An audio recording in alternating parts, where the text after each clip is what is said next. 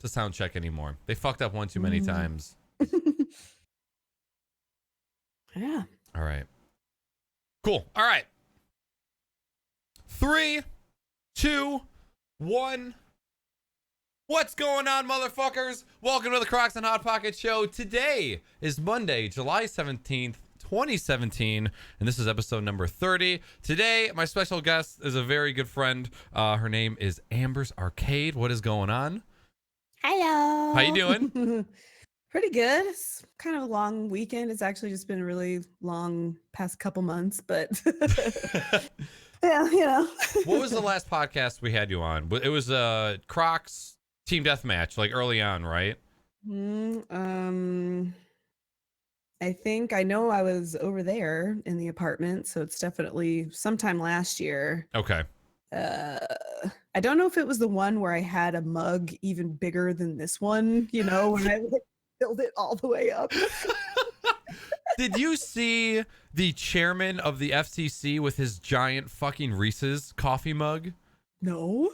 As a mug the same size as that, if not bigger, that he brought to like a press conference. Oh my gosh. And just in the middle of his spiel, just a giant fucking Reese's cup of coffee that comes up and goes. It's like, okay. If there was any doubt that you're in somebody's pocket, it has been eliminated, like fucking deleted. Yeah.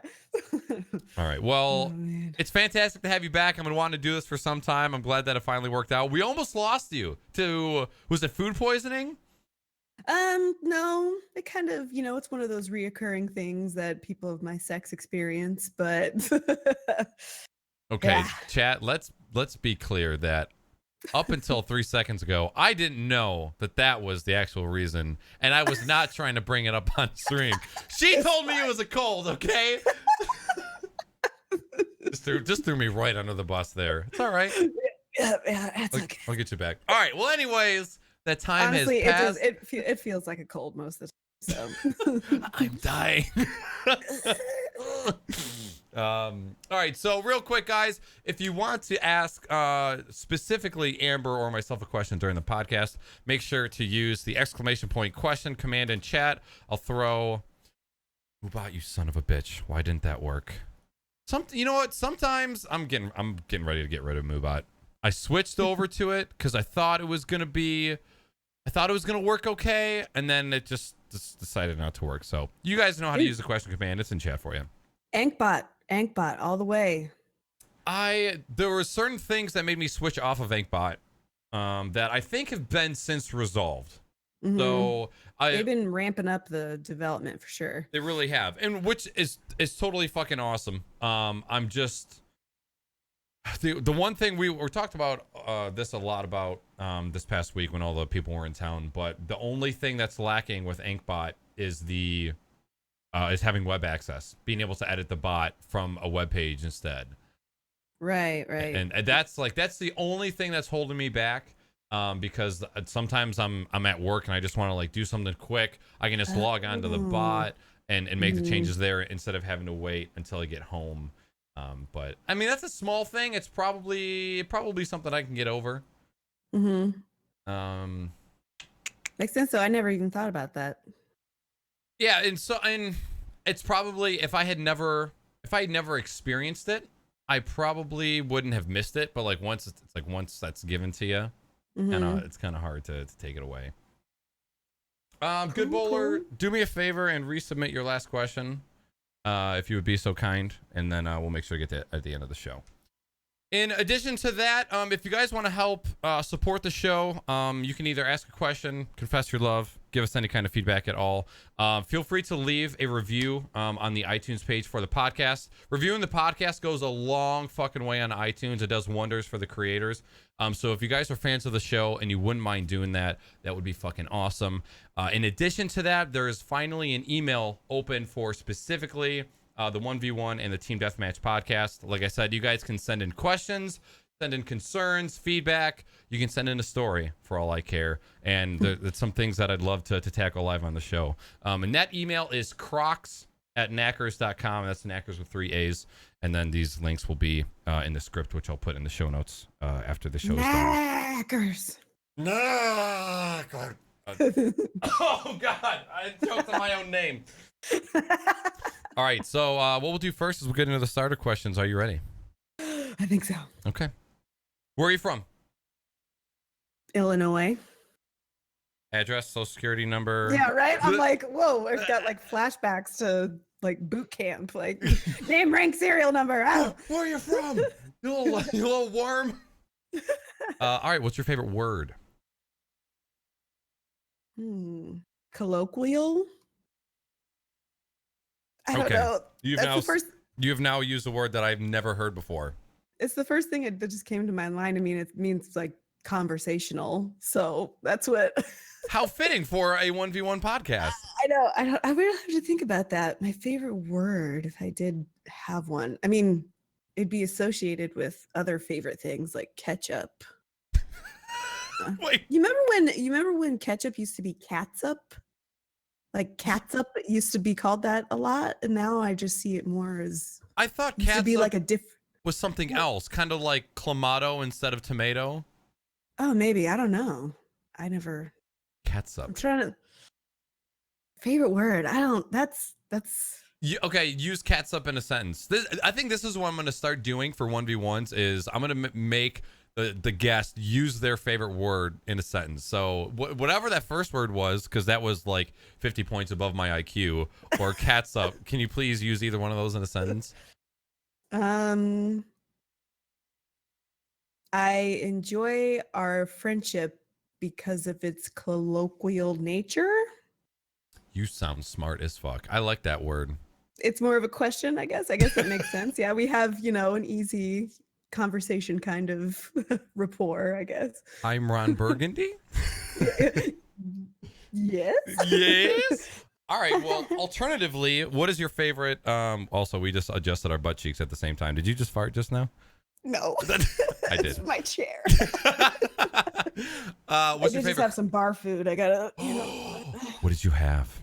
I had mini corn dogs. No. That was what I was gonna get. I actually had. It was on special. It was a Polish sausage with peppers and caramelized onions on a poppy seed bun with some French fries. Oh my God. All right, we're gonna have to talk about. I guess one of the things we talk about later is the amount of fucking awful but delicious food that I had this past week, because you just reminded me of one thing that I had. Yes, please. All right, wow, what's your favorite curse word? Favorite curse word? Probably fuck. Probably fuck. Yeah, it's very versatile. Can you use fuck in a sentence? These fucking fuckers fucking up every fucking thing. Fucking up my shit. You can use it as a verb, as an adjective, as a very versatile word. Yeah. Okay. What other profession would you do if you weren't doing what you're doing now? Well, I don't technically have a profession, so I'm going to school. So I guess if I had a dream profession, I guess, right? Mm-hmm. I guess that could be what it is. Something that I'm probably not brave enough to do is to be like an elementary school teacher or something like that. I thought you I were. don't know. I mean, I thought you were going a totally different direction, but brave is very fitting to be a teacher. Yeah, or it's kind of like if I could be a world translator or something. I think we talked about this before when I met you guys. Like your one wish or something. I wish I knew every single language in the world, like know how to read it, how to speak it, and just kind of be a translator. I think that'd be awesome. One of the most impressive qualities, like one of the first things that takes me back when I meet somebody new, is somebody that's like bilingual or more. Is it trilingual and quadlingual? How do they? Yeah. I can barely keep track of my own language, and trying to retain Spanish in high school was fucking difficult enough. I know, dude. If you had a choice to learn, let's say 3 other languages, to be like completely fluent in, which ones would you choose? Well, that's funny that you asked that, because something that before I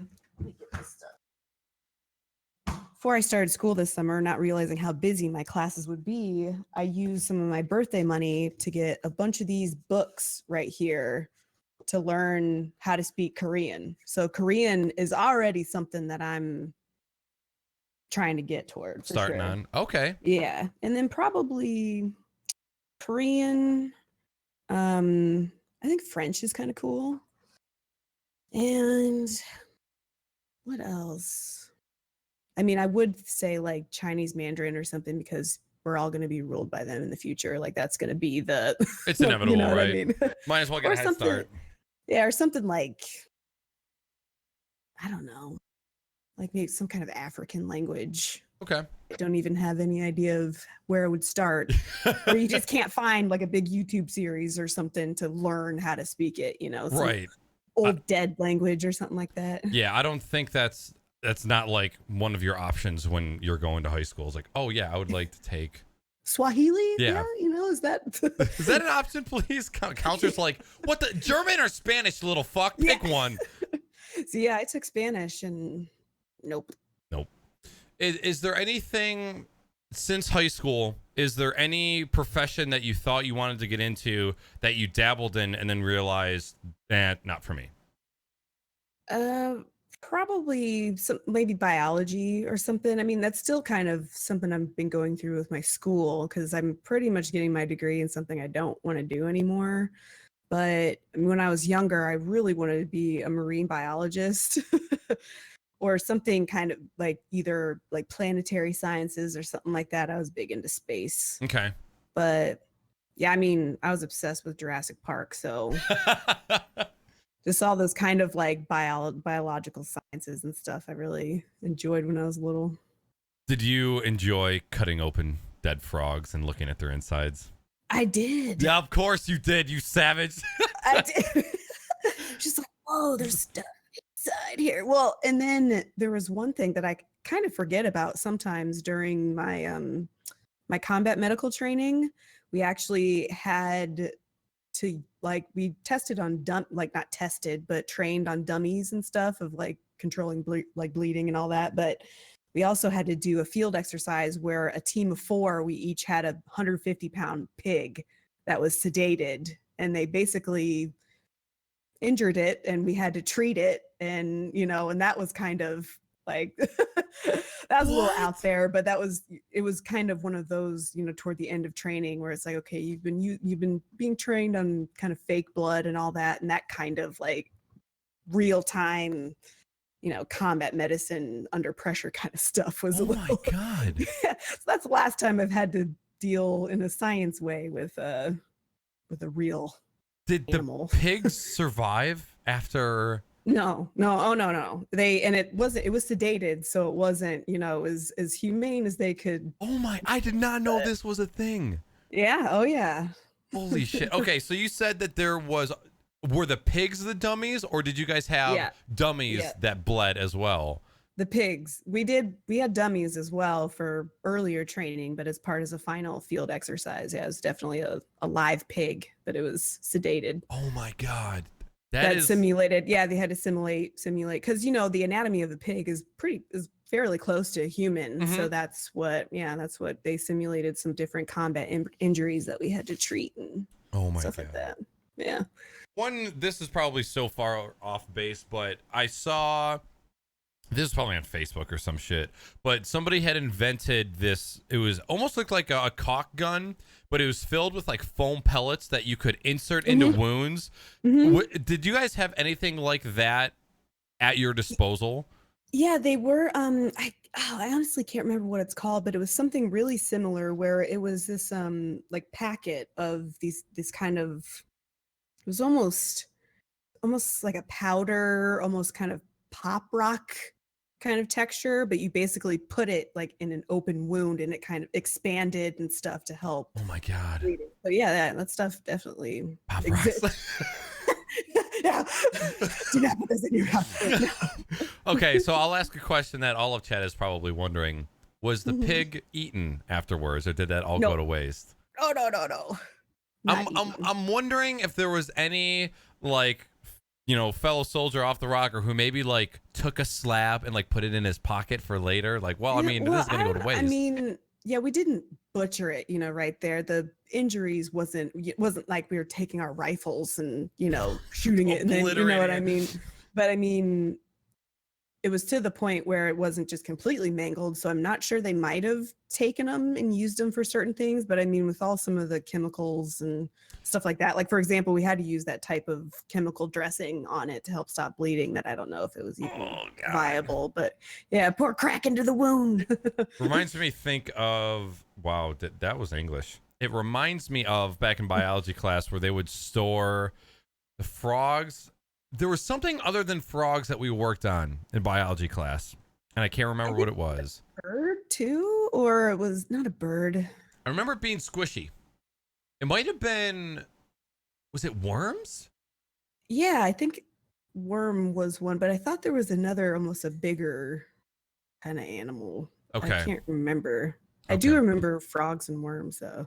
Okay. So yeah, I'm not entirely sure, but I just remember the smell of formaldehyde just being like in the entire classroom. And then there's that scene in the second Dumb and Dumber movie, like the actual sequel, which no one should ever fucking go see because it's terrible. I don't think I saw it. There's a scene where they go to a funeral home and he just drinks some formaldehyde straight, thinking it's Kool-Aid. Oh my God. So gross. Yeah, Dude. awful movie. Anybody thinks that's a good movie, come fucking fight me, all right? Find me in the psych ward, Detroit, Michigan, on Michigan Ave. Okay. Oh, here's a good one. Burp or fart? Fart. Fart, definitely. Is it an audible pleasure for you, or do you get the... Yeah, it's more of kind of, especially, I've lived with somebody for the last 7 years, and you kind of make a performance out of it when you know it's going to be good, and you're like, you know what? Yeah, this is gonna end. Especially if they get the other extra sensory, stuff with depending on what you eat that day. Yeah, definitely just kind of like, oh, that kind of sounded like a pile of books that just got on there. books. Did you just slam a door, or did you when you're waking up with your significant other and you feel the comforter get like flipped like towards the edge of the bed, you're like, oh, and then you see their legs just both come up, like, oh, it's coming. Like, oh baby, I'm gonna poop. The wafting. There's always like that gross but impressive. And it's kind of become a thing where it's just kind of like, I think I want to go fart on the cat. And it's just, just to bait a reaction. It's just like, oh, she's sleeping. She looks cute. Like, you know what, kitty? You're going to get it. Wait, yeah. Bait a reaction from the cat or from the significant other? Both. Okay, because watch I'll wait, like I'll stand in a room and I'll wait for Weenie to be looking at me, and then I'll just arch over her dog and just like, it's like, don't shit on my dog. No. Like, I'm not gonna shit on him. It's shit oxygen that's coming out. It's no big deal. Shit oxygen. As far as toilet paper, over or under? Over. Yeah, so where Careful. It's like facing out, right? Yeah, that's over. So closest to you? Yes. Okay. Yes. So I asked this question because I always want to see who has a cat and who doesn't, and then which one that person does. Because in my experience from asking, people who have cats usually go under, so that it's not something the cat can swipe at. Well, our cat is so addicted to tearing up toilet paper and any type like tissue, even regular paper, stacks of paper, we have to watch out that we, in our house, at least, unless guests are coming over and we can shut the other bathroom and we'll put it regularly, we keep it on like standing up on the towel rack that's usually behind the toilet, so she can't get up to it. So we don't even use our legit toilet roller holders like down at toilet level. I like how you roll, because she'll just like, you leave it there for 5 minutes and I mean she sniffs it out and that's just snack. Really? Oh yeah. See, my bathroom, it's like the toilet paper roll is so far like behind you that when you want TP, you're literally like this, and trying to reach behind you. I'm like, this isn't great. This isn't a comfortable thing for me. So like for the longest time, I would just set it either on the back of the toilet or I would. This is such a fucking dude living by himself thing to do, but just set it on the edge of the shower tub. Yeah. And yeah. it worked. But one of the first things I asked Weenie when she moved in was, so are you put the toilet paper on the roller kind of girl, or it doesn't really matter? And before I could even finish my sentence, she goes, on the roll. I'm like, okay. Like, all right, I'm trying to learn what I can get away with and what I can't. Sounds like something I can't get away with, so we'll put it on the roll. You'll get used to it, I think. And there's no other option. You can get one of those giant chrome stands that's like out in the open where the toilet paper is in reach. Yeah. But then people come in and go, what the fuck are you doing? Why do you have your toilet paper on a throne? And I mean, honestly, and we get some, like the cheap stuff, I feel wasteful if I use like the double pocketed, extra threaded, can barely flush like 3 squares of it because it's so thick toilet paper. Yeah. Speaking of toilets, did you see the clip of Ice Poseidon washing his feet in a bidet? He fucking stuck his foot in a bidet. Not surprised. That dude will fucking live stream anything. It is insane. Is that content, homie? Yeah. What content thing, homie? Yeah. All right. Sun chips, harvest cheddar, garden salsa, or neither? Probably garden salsa. Oh God, no. I haven't had them in a long time though. Because then I think that's usually the only ones they have at Subway if I ever go. Really? They don't have any other kind of chips? They have for sun chips. Oh, okay. I have the regular ones, the garden salsa, and then an empty space where the cheddar used to be. But that's really the only place I would get sun chips, I think, is at Subway. Because everybody gets that harvest cheddar, yo. Yeah, no. Weenie has been a garden salsa, no doubt. She's been garden salsa this entire time, but she hadn't had harvest cheddar either in a really long time or hadn't had it at all. We were sitting there eating some sandwiches and I slid the bag over. I'm like, hey, baby, give these a try. And she likes them. I don't know if she likes them more than garden salsa, but it's enough. Not put on the edge. Step of your relationship yet? Yeah. She's not going to admit that I was right quite yet. Because women, you can only do that so often. If you admit that we're right too often, it gets to our head and everything's fucked. So keep us on a leash. Yeah. Because I think anytime I go to a Salmon's place like Jimmy John's or something like that, if they have salt and vinegar chips, that's all me, man. Do you have any Jersey Mike's sandwich shops around you? Yes. Okay. I do. There isn't one near me, but in the periphery of the city, there's definitely and actually I found out the hotel that we're staying at TwitchCon has one like in the hotel, so I'm pretty hyped about that. Yep.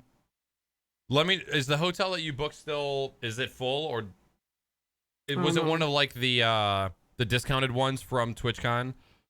I think it was, yeah, because I remember we were at a friend's birthday dinner and we just happened to be refreshing and somebody must have canceled, so we were like, oh shit, we're like, book the room, go. Yeah, we have been procrastinating both physically and financially of getting the hotel, so we still need to do that, but I'm pretty sure that all of the ones that were recommended by TwitchCon have all been filled up. Yeah, and the ones that are within decent walking distance were when we looked. I mean, and this was probably a month ago. But then also they did have rooms on the Queen Mary where they're having the party. That was one of their recommended hotels, and they still had rooms in that where you could actually stay on the boat. But I guess fuck no. You want to stay on the Queen Mary? I don't even want to go on that boat, if I'm being completely honest. And then, we can't get away from it either. Last night I was flipping through the channels and it was like a documentary about the Queen Mary, and then a few days ago it was another documentary about the Queen Mary. I'm like, Jesus, I'm really gonna learn everything about this shit before I go see it. You know the TV show Wipeout? Yeah, it's like the obstacle course for adults. Yeah. Where it's purposefully meant to sabotage your run by springboarding you off of the route. That's what I feel is gonna be on that ship. Is like I'm gonna be like near the edge, like looking at the ocean, and then fucking something's just gonna spring me off the fucking side. The boat stays docked for the party, right? Oh, it's like it's permanently. It's actually considered a building now. This is from the documentary that I just learned a few days ago. It was decommissioned in what, like the 70s or something, and the propellers are taken off, and it's actually considered a building. So it doesn't even go anywhere. It's just a hotel and museum and party space. But it's going to be all decked out for Halloween for the Twitch party. I think it's going to be fun. Are you bringing any? Oh wait, no, costumes aren't allowed. I think on that. Okay. That sucks. I don't know. I like when I'm about to fall asleep at night, I just think about seeing the news in 3 months, like 20,000 Twitch broadcasters disappear into the night when Queen Mary mysteriously undocks from the fucking land and just goes into the ocean and no one's ever seen again. It's like, oh my God, this is the things I fucking think about. Yeah. It was kind of just interesting when I was watching. I mean, the Queen Mary was primarily used during World War II to ferry troops like back and forth between America and, the war front. It was outfitted even more to withstand, heavier like blasts, and they had to travel in a zigzag pattern, and there could be whole divisions of which are 8,000 or something troops that they ferried back and forth. And I'm like, and in a month it's just going to be a whole bunch of fucking video game nerds that just like, it's like, oh wow, it's actually oh God, this is going to be the highest concentration of stolen valor accusations in all of fucking humanity. Like all of those troops are just waiting for us to board that fucking ship. Yeah. But I mean, it's really cool that it's on the ship.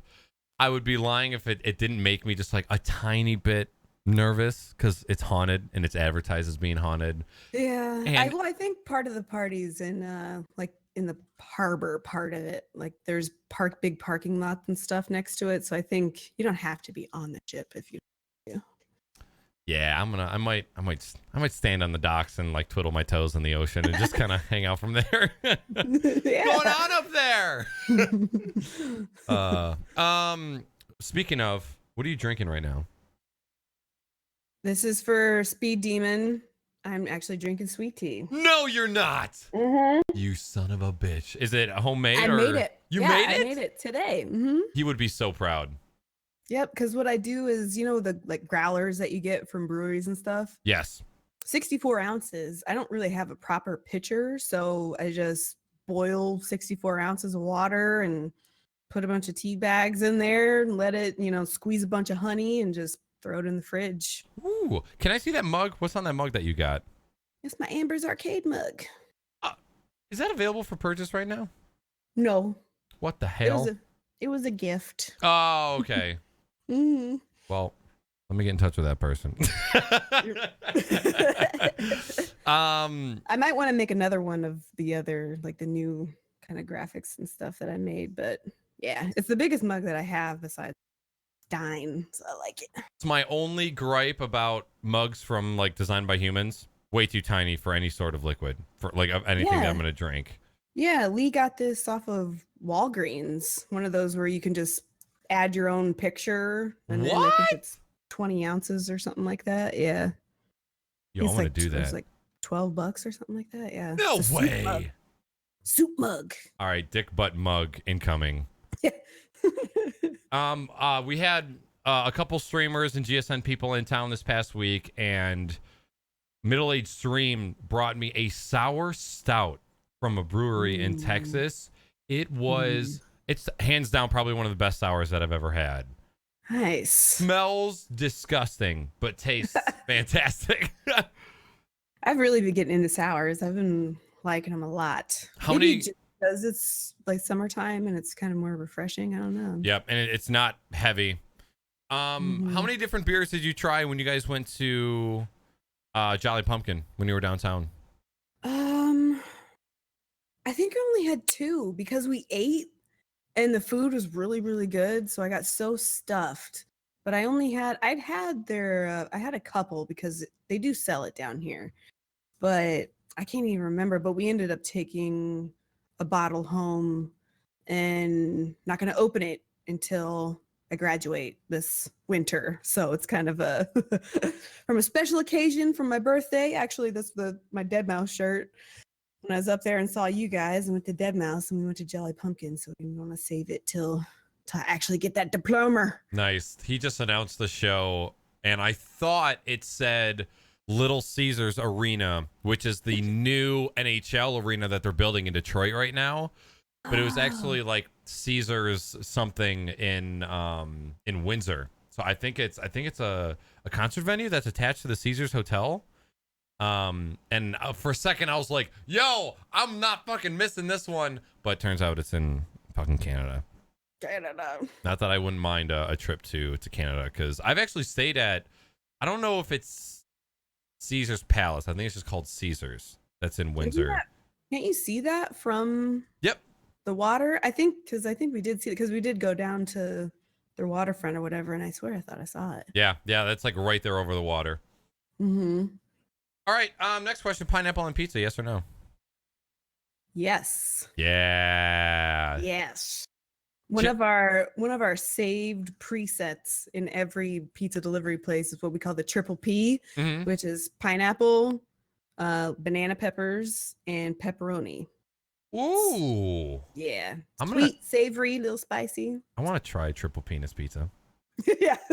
Get your triple P in your life. One thing I realized, like a huge difference between me and my girlfriend, she has like all of the apps for all the food ordering. She orders most of the time online. I'm the kind of, I don't really use any of those. Is that something that you do on a consistent basis?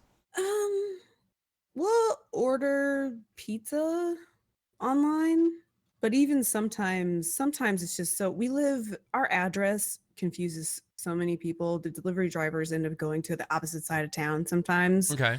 So usually I call. If I kind of know, I'm like, they're going to get lost, unless it's like the only guaranteed place that will always deliver correctly is the Chinese food place. But other than that, yeah, I usually call. But other than, like, I mean, we just use desktop. I don't have any food apps on my phone, and I've never used Order Up or those where restaurants don't necessarily have delivery, but the service will come pick it up and deliver. I haven't used any of that before. Yeah. And I think that's my thing, is I prefer to talk to somebody on the phone, because I'm afraid, like, I think it was from working at Jimmy John's, people would place online orders and then they wouldn't go through. And then like people would call after like 2 hours and be like, where the fuck is my food? And I know, yeah, God, this isn't freaking fast. Yeah. I know if I was on the other end of that and I was hungry and it had been 2 hours, I would lose my fucking mind. Me, my brother, and my mom all have a very horrible case of hangriness. Oh no. Where if we do not eat, we will fucking snap. The nice people get evil really fast. And that I say, so I can't. I'm just like, I'm in that moment where I'm like, oh my God, I'm so hungry. I know exactly what I want, and it's gonna be here in 15 minutes because Jimmy John said it will, and then it's not. And I want to fucking murder someone. I do like the Domino's thing where you can kind of track it, even though it's pretty unreliable. It's like you look over, you're like, oh my God, Don is putting the toppings on the pizza. Oh, Tina's on her way. Tina! I don't know. This is like, why is Tina stopped at a strip club? That's not where I am. Tina. Tina wants some titties. But even though sometimes when it's just like, oh, you want to order food, and then it's just like, well, you call. No, you call. I don't want to call. And then we just don't order food for the next hour. It's just like, God damn it. I think with how reliable it's probably a wagon that I can jump on now, but I don't know. It's just like when it comes to food, there's just no margin for error. It's gotta be there. If you could bathe in anything other than water, what would you choose? Like, so I could eat it at the same time, or you do you. I mean, all you need to know is no matter what the substance, it will cleanse you. Doesn't have to be Maybe. liquid either. Oh, I say a bath full of beer would be pretty cool. What kind of beer, though? Maybe a nice blonde. I would also like. I can't say that. I'm. Just kidding, honey. Just kidding. If have you had any spicy beers, jalapeno beers? Okay, Anunnaki's hanging out in chat. We went to a brewery probably a couple months back, and he got a jalapeno beer that it was liquid fire. And when it comes to spicy things, I'm a pussy little bitch. Like I get mild wings from Buffalo Wild Wings. I'm like, oh, my lips, they hurt. I don't do well, but that was weird. Ugh. And I don't think I liked it. Like there's a lot of weird tastes that I can put up with when it comes to beers. Spicy is not one of them. I wonder if I just don't know. I don't know if I could get a huge bottle of that and be able to get used to it to finish it, you know? Yeah. You have to eat some cheese with it. I don't know. Ooh. Yo, beer glass made out of cheese. We just take bites out of it. That totally the only other thing I can think of that I would maybe enjoy, I very much like the taste of sriracha, but it's still too hot for me to eat on anything unless it's like a couple drops into some mac and cheese and stirred up. But if I have sriracha that directly touches the tongue, I'm done for. There's no way. Seriously, that really? Yeah, Frank's Red Hot makes me sweat like a tiny bit, just like a little bit under the pits. Yeah, I'm working on it. Actually, I'm pretty sure there's a sriracha beer. Is there really? It's from Rogue or Rouge or something. Yeah, it's a big red bottle. Okay. But what I like to do with sriracha is when you're making scrambled eggs, put it in the scramble when you scramble it instead of afterward, because then it kind of cooks down where you can kind of get the flavor and not as much spice. So okay. You might like that. I'm gonna have to give that a try. Okay. Scrambled eggs. That's one thing that I love is taking a hard-boiled egg, cut that shit in half, take the little yolk out, drip a little Frank's Red Hot in there, put the yolk back in, blah, shove that in my mouth. All right, last question. What is the craziest thing to happen to you on Twitch? On Twitch? Or I know you have an extensive YouTube thing as well, so you can include YouTube in there as well if you'd like, even though it's probably not as prominent because there's no live stream factor for most of the history of YouTube. Yeah. Dude, I don't know. It's been, I'm trying to think way back because there are a lot of times when, I was there when Orb fell asleep drunk on stream with all of us sitting there long time ago. We were trying to wake him up, or when he was so drunk and he was arguing with me about how to pronounce regular because he's Swedish and back then he wasn't as good at English. So he pronounced it regular, and it was, but I don't think, I haven't had anything really embarrassing happen, like falling out of my chair. What are you trying to say? That's cool and all, but defective chair. All right, that wasn't my fault. Yeah, I don't know. I guess because I haven't streamed enough and consistently, I think, to allow those kind of natural things to happen. Okay. Those kind of natural crazy things. Did you hear about the cops showing up at my place when I was playing Rocket League? Yes, yeah, I watched it. I was so blown away by that whole situation. But yeah, I was like, if you're gonna take shots, I figured it'd be the cops, not my defective chair, okay? Yeah. Actually, that's crazy. That's crazy. Your neighbors called on you. You're so loud. All right, and I actually since then I have removed the window fan from that window. I never open these blinds, so I'm thinking of just covering this wall behind my monitors with foam. Hmm. It'll probably be a good idea. It'll probably help with the audio in this room. And we've only streamed at the same time once so far since she's been here, but so far the noise hasn't been that bad. Because I was like, am I gonna have to like soundproof that whole wall? Because we're both fucking loud. Yeah, yeah. But it hasn't been an issue yet, so I think that might be something I do is just put some foam behind the monitors. It's cheap. I mean, I've only in you can pretty much see, how does this look?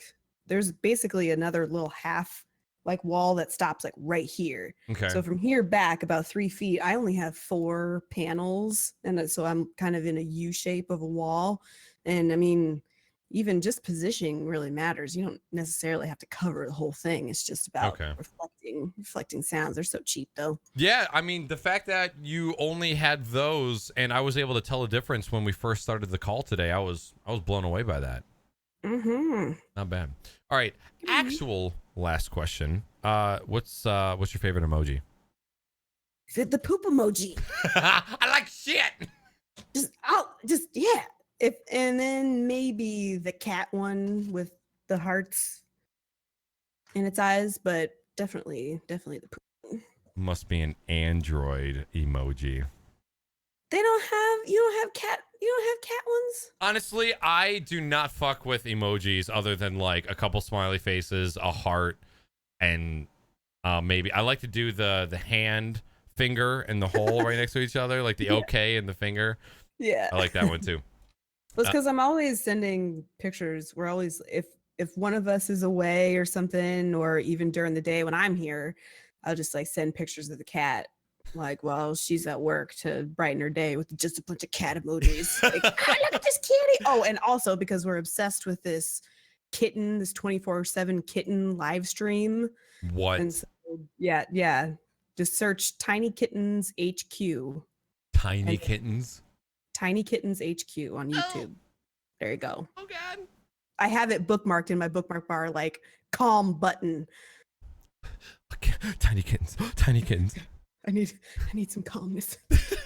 Okay, also I lied. Actual last question. Okay. Chicken wings. Bone in or bone out? Bone in. That's what I'm saying. Yes. I was trying to collect orders for wings, and I was like, hey, friend, do you want bone in or bone out? And he goes, you mean chicken nuggets?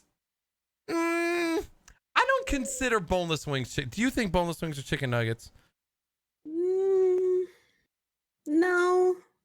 Because Okay. I mean, they're just kind of like chopped up chicken fingers. They Yeah. usually have more, like when I think of chicken nuggets, I think of the frozen Tyson, nuggets that you have. Exactly. 12 years old. Yeah. Calling good chicken a nugget that's derogatory. You can't say that. When you cut it open and you can see the kind of fibers that are actual chicken, then no, that's not a nugget. Okay, no. Thank you. Chat, love to know what you think about that as well, so I can clip this and send it to Jimmy and be like, yo, motherfucker, it ain't nuggets, okay? Yeah. Awesome. Well, that is all the questions I have for you, so we can kind of move on and talk about what's going on in your life. So what's been up? School. All school. I remember like when I went up for my birthday to Detroit and met you guys, we had this like big discussion, and I'm like, I'm gonna have so much more time this summer with just taking school, and I'm not gonna work, and I want to be able to stream more, blah blah blah blah blah. I haven't streamed since I think maybe like early May or something. Oh, like wow. that. Yeah, because school takes up the majority of my day, and by the time I'm kind of done with it, I don't want to sit at my computer anymore because they're all online classes. Oh, see, that'll do it. Yeah, and I mean, we can probably talk about them a little later, like I have on the notes here, but I'm in my second to last semester for healthcare management, and I'm taking one course, which is basically an internship prep course, where it's kind of just professional practice is what it's called, where half the stuff I already have done, like we had to make a resume and a cover letter and do all this stuff, but it's actually just a kind of a checkpoint process that the university can have accountability for you actually trying to get your internship. Like what site are you choosing? Do you have your immunizations up to date? Do you, we had to do like mock interviews and stuff like that. So that's one of my courses, which isn't too bad. And then I'm taking a course, another healthcare management course, which is basically a deep dive analysis on the Affordable Care Act and how it came to be and kind of the history beforehand and the implementation, and now the almost retrograde of the Affordable Care Act. So that one takes up a lot of time because we basically have to read all these chapters in this book and analyze stuff and look up articles, and that's kind of crazy. But it's insane that there are already textbooks on that subject. oh yeah. Well, it's actually a book that the book we're reading. Where did I put it? It's actually from the Washington Post. Oh, okay. So, and it was published right before everything was implemented, because a lot of the tense is future tense. But then on top of that, we have to like kind of do back research of how those trends have either come to be or not, or actually did things happen the way they say they did. And then but one class I really do enjoy that takes up the most of my time is my film history and analysis course, where it's basically, we started at 1893 and we're just learning about movies and film and how cinema has like come to be. So it's basically broken down into 10-year, like 5-10-year time periods each week. But that one, we have stuff to do for that every day, where you have to go online, listen to it, because it's a full semester's worth of school, which is usually 4.5 months or something, condensed into 8 weeks. So that's like, you have to go online, watch a lecture, then we have to watch all these clips and like do little mini analysis, and then have to do discussion posts and weekly quizzes, and it's just fucking nuts. But it's really fun. I really like the material, but it's just a lot. And so you said you're graduating in November? Well, I should be graduating in December, because after the summer semester, then my fall semester is my internship. So that's it. And that's done. Almost there. How many years of school has it been now? Well, I started in 2010 when I got out of the Navy. So I haven't been going consistently. I had to take a few breaks because both my parents passed away, and then I moved, and then I didn't know if I wanted to be in this major anymore, but then it was kind of too late. So now it's like I finally got to the place mentally where, because there was a couple times where I tried to go back to school and I had to withdraw because I just couldn't, I knew it either was going to fail or, and then waste all that GI Bill money. Right. So yeah, so now I'm just I'm in a place where I know I can do it. And it's just, I see the finish line. Yeah. And I can totally understand that, because I went after doing 3 years of graphic design and then taking a break. I tried going back to school just for general IT stuff, and halfway through the first, I want to say the first semester, like the first class that I took, I just said to myself, I can't do this. I can't fucking concentrate on what I'm doing. I'm not enjoying the classes that I'm taking. The teachers, it wasn't a community college, but it wasn't like I don't know, what's a university, that's what I'm trying to think of, sorry. Oh yeah. So it was like kind of in between, where like tuition kind of came in around like the $15,000 to $20,000 a year, so not quite like high-end university, not quite community college. But every teacher I had that first semester, every teacher, it was their second job to teach that class.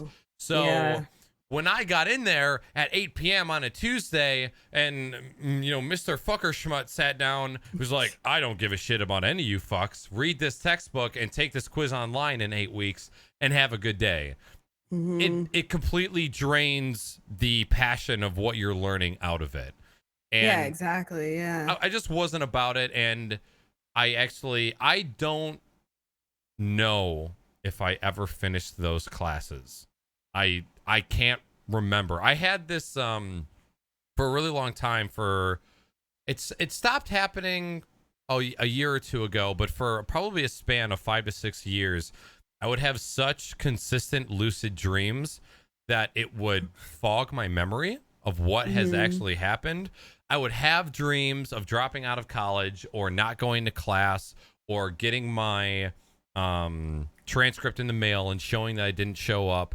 And I would wake up and have to convince myself of like what was real and what wasn't and what happened. And I had Man. so many dreams about missing college courses, specifically while I was going to college, that I to this day I still don't remember if I stopped going to those classes midway because I just got discouraged, or if I Mhm. finished them or not. I don't remember taking finals. I don't remember going back to register for classes again. It's just like this huge fucking fog in my brain, and it's the weirdest thing. I can't. It's hard to explain it. So That's school, crazy. it's Yeah. great. It's just, and I mean, honestly, it's just more of, it was the reason why I joined the Navy in the first place, right after high school, was so I could pay for school myself. So now, after all this time and all these other things that have happened, it's just kind of like it does feel like a weight on my shoulders, but it's like a goal that I've had for so long that I feel, just has been interrupted in different ways, that it's just kind of like, I need to finish this Mhm. regardless. I don't necessarily want to work in healthcare management anymore.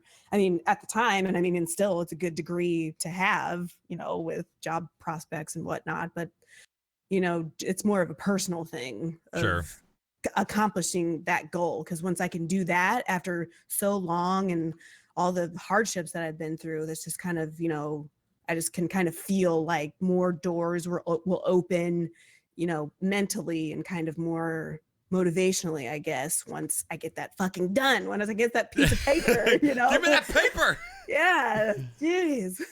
It's school is so, in so many ways, school is so fucking mental. And when they say there's some people who can do it and some people that can't, I know for a fact I'm one of the people that just straight up can't. Mhm. Not in my current mindset.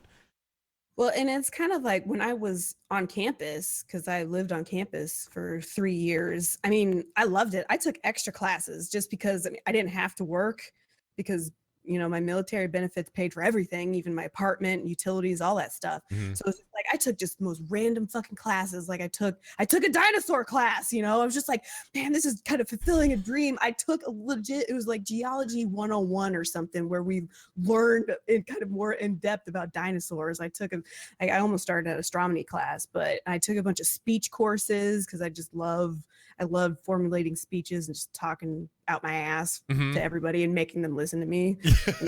But Listen to this shit about the yeah, Stegosaurus, okay? yeah, just took a bunch of creative writing classes and stuff that I never really, would have, because it's fun when they're easy courses. Yeah. It's fun to just kind of sit there and bullshit and just like learn stuff Yep. without having to pay for it. That was the other thing. It was, I don't have any student debt, so it was kind of more motivating to learn. But I just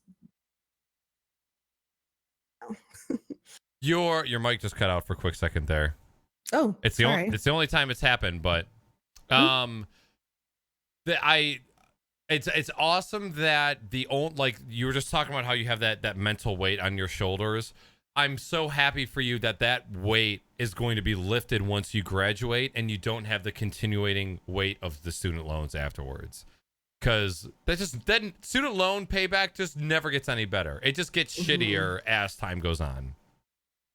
Yeah, I have some friends that are still just completely in debt, and I'm Mhm. just like, I don't even know how I would handle it. Suffocating. Yeah. It's funny that when you were going through the classes and you saw, what was the dinosaur course called? Do you remember? Like learn dinosaurs exclamation point. No, it was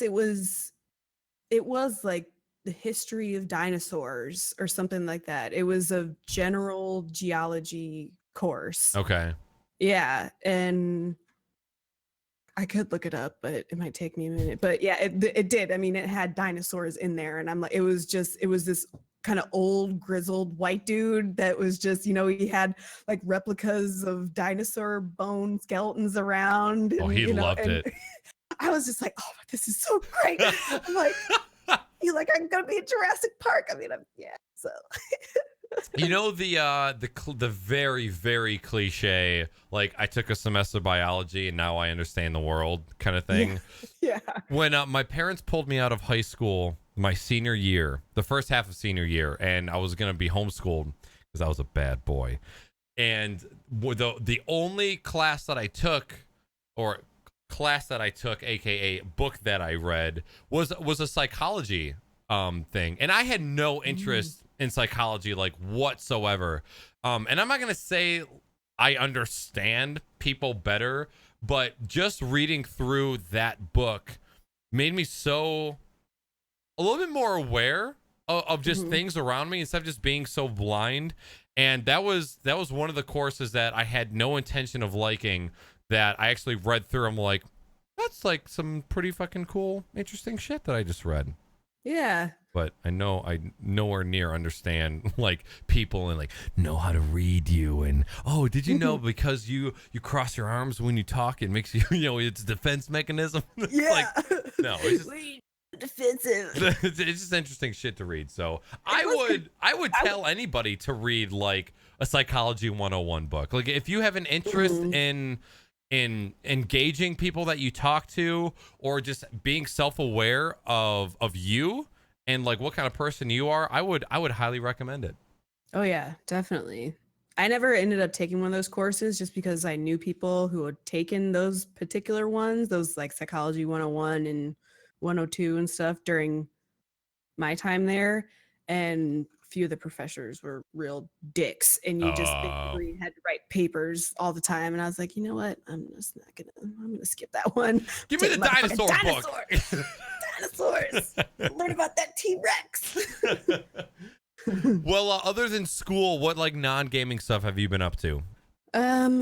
Well, let's see, what do I got here? I've been reading a lot more on my Kindle because I took a break for a while, but basically through I have right here Kindle shenanigans with the library, because through your local library, either there's a couple different apps out there. The one for me is Overdrive, where if you have a library card, then you can log in to your library through that, and you can check out ebooks essentially, and they get sent directly to your Kindle. Ooh. So if your library is big enough, I mean, the one I use is the biggest one in the city. They pretty much have any book that I want to read, fiction, nonfiction, whatever. But what I found out is and then after 21 days or something, then it comes off your account and it is taken away. But turn off Wi-Fi. I put that bitch in airplane mode, and I've been able to read some of the books I'm trying to get caught up on. Well, and they got to know that that's a thing. And in their mind, it's going to be like, well, yeah, they're getting the book for a little bit longer, but it's not like they can check out any additional ones. So, and it's a digital copy, so what the fuck? Yeah. So I've been reading Patrick Rothfuss's book, The King Killer Chronicle. It's kind of just like a fantasy series that he still hasn't finished, which I don't know what I've done that for, because I read Game of Thrones, and I read the last book when it came out 6 years ago, and we're still waiting for the next one. And now I'm kind of in the same situation with this book series. But wait, the time in between the last book that's come out and now is 6 years? For Game of Thrones? Yeah, I'm pretty sure, because I actually met George R.R. Martin on that book tour for Dance with Dragons, and that was, I think it was 2011. Okay. Yeah, so. Holy shit. I just started season 1 of Game of Thrones a couple weeks ago, and I'm working my way up. I'm so excited now for this new series, because there's nothing from the books. I mean, that we know of, no tie-ins, no things that people can really like bitch about or something. I mean, I'm not one of those people, but I'm just so excited because it's brand new territory, away from the book. So it's just like, oh, great.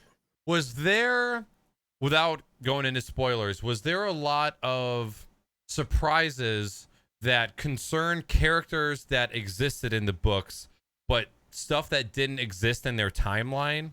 Like, as far as you reading the books, would you say the show is like 80% the books and like 20% new surprises, or like 50-50?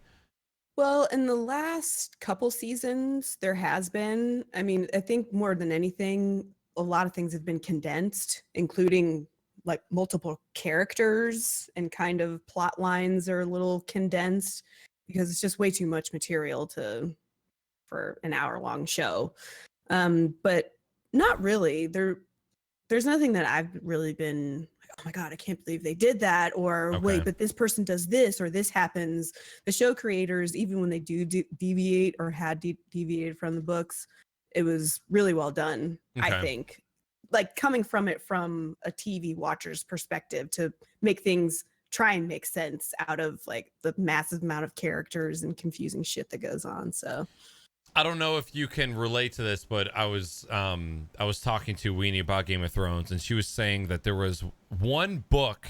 Is it true that the books are like 1,000 pages? mm-hmm. Or that's fucking insane. I haven't seen the size of a book, but when she told me that there's books that are over 1,000 pages, I was like, because aren't Harry Potter's like 300, 400, 500? Well, it's pretty much the last Harry Potter book. If you have that, that's the size of a regular Game of Thrones novel. Because that, I think, the last Harry Potter book is the biggest one. Is that Deathly Hallows 1 and 2 in the same book? Yeah. Okay. So. Yeah. She was talking about the books and how there's one book where just nothing happened.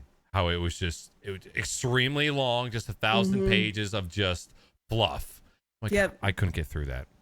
Feast for Crows. That's the one. Oh, is it really? Oh yes. My God.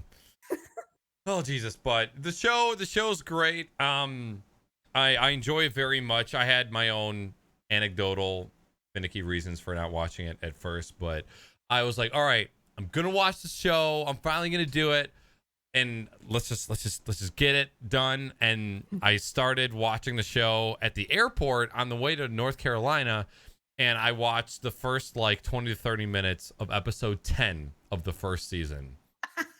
And I'm seeing all of these things like, what? No, you're not dead yet. Why are you? You're not. What the fuck is going on? And of course, I hit information, and it's like, oh, you're watching episode 10 of season 1. I'm like, God damn it! This is my nightmare. Oh gosh. But show is super good. The characters are fantastic. The story's good. So I'm excited to get into it for sure. And it gets better as it goes along, because I think for the first couple seasons, I mean, I personally think there's like too much over sexualization, I guess, where you're just like, why are these people naked? But then I'm like, oh yeah, it's HBO, you know? Yep. But gotta get them titties. Everything kind of starts to smooth out, and then you're just like, oh damn, you know, where you got yelling at the TV and stuff.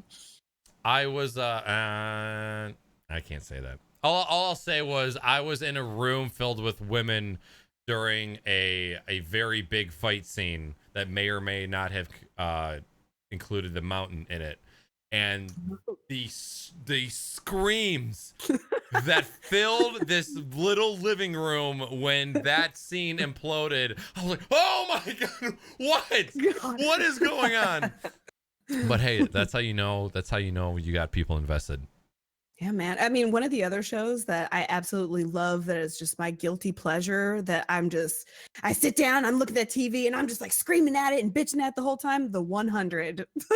Yep. The 100 on the CW. Oh my gosh, that is my guilty pleasure show. It's so like, those motherfuckers have so much plot armor, but that just makes me so mad. I love it. I love getting annoyed and getting angry at that show. Good shit. Well, as far as gaming, I know you said you haven't been streaming a lot lately, but what have you been gaming lately? Let's see. Mostly, I guess I kind of have these mixed around because I added this one. Most recent game I've been playing from the Steam sale, I got Kingdom Rush Frontiers, and I'll copy this link and I'll put it in the chat. Okay. I'm not going to get timed out, am I? You might. Oh no! One of my mods will permit you. Okay, but it's basically it's a mobile game, I guess. I don't really play mobile games, so I don't know. But I don't either. yeah, but it's ported over to Steam, so it doesn't have an in-game shop or anything like that. And it's a tower defense game, and it's kind of cartoony, and it's really cute, and just kind of I'm like, you know what, this looks like a good just if I have another stream on, or if I'm like in between kind of doing homework and stuff like that, something I can play. And I ended up playing it for about 4 hours straight the other night. Oh shit. Yeah, because I haven't played a tower defense game in a while, and it's just yeah, you have like a hero that you can kind of move around and fight things, or you set up your little castles and stuff, and the baddies come through, and it's kind of chill. It was pissing me off, but I was just it's not something that I need to be super invested in, that I could theoretically just pick up for 30 minutes or something and then put down, but not a couple nights ago. Yeah. But yeah, I've really enjoyed it. Apparently there's one, this is the second one. There's the older one that's also on Steam.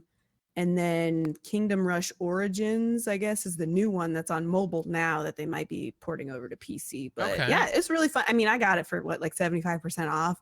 So I mean, I don't know if it's worth $9.99 that it is now, but yeah. Kingdom Rush. Okay. Yeah. And then let's see, I've also started to play Bloodborne. Oh fuck. Yeah, because after 6 hours at my computer every day for school or something, I just go to my couch and kind of, deal with that. But Oh, that's right, because it's a PS4 exclusive. yeah. Okay. Yeah. So I like sitting on my couch, but I have this freaking thing to guide me. Oh It's my this. God. So I knew this book existed for a while, but it wasn't in print. It's the collector's edition like guide or something like that. And the company actually a couple months ago decided that they were going to do a reprint of it. And I decided, you know what? I kind of miss having that, old school, having a guide kind of, only 20 pages of kind of having a guide next to you. Nintendo Power. Yeah. Because the couple times that I've tried to start the Dark Souls games, I'm kind of more just interested in the lore and finding items and reading the different descriptions and knowing what quests you have, because in the Souls games, you're just not like, here's a quest, here's how you complete it. It's like you run into a certain kind of NPC, they have some dialogue, and you don't really know what you're supposed to do to kind of complete their story or something. And then with the enemies, part of the flavor and the love of those games is dying over and over and figuring out how to do the fights yourself. Sure. But I was like, I kind of want to be able to have something next to me that I can just look up instead of always, Googling something or whatever and looking on the computer, just kind of flip through. It's like, I'm having a really tough time with this boss. I really want to get through it.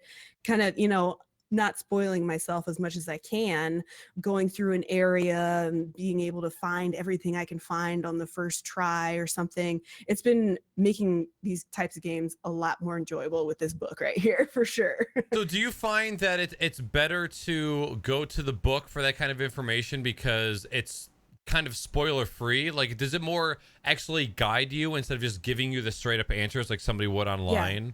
Yeah. Okay. Because like with this, I don't know if you can kind of see, it's just kind of, if you can see can't really see the shading, but it's basically broken into, like combat breakdown. And then there's a bestiary of all the enemies in the game if you're having trouble with them. Plus it gives background lore on everything. Okay. And there's sections of each section of the game that doesn't really spoil anything, just a map. And it's kind of like, oh, if you take this path, or this path, or this is kind of the shortcut way, and blah, blah, blah. I mean, it is amazing. This book is so well done.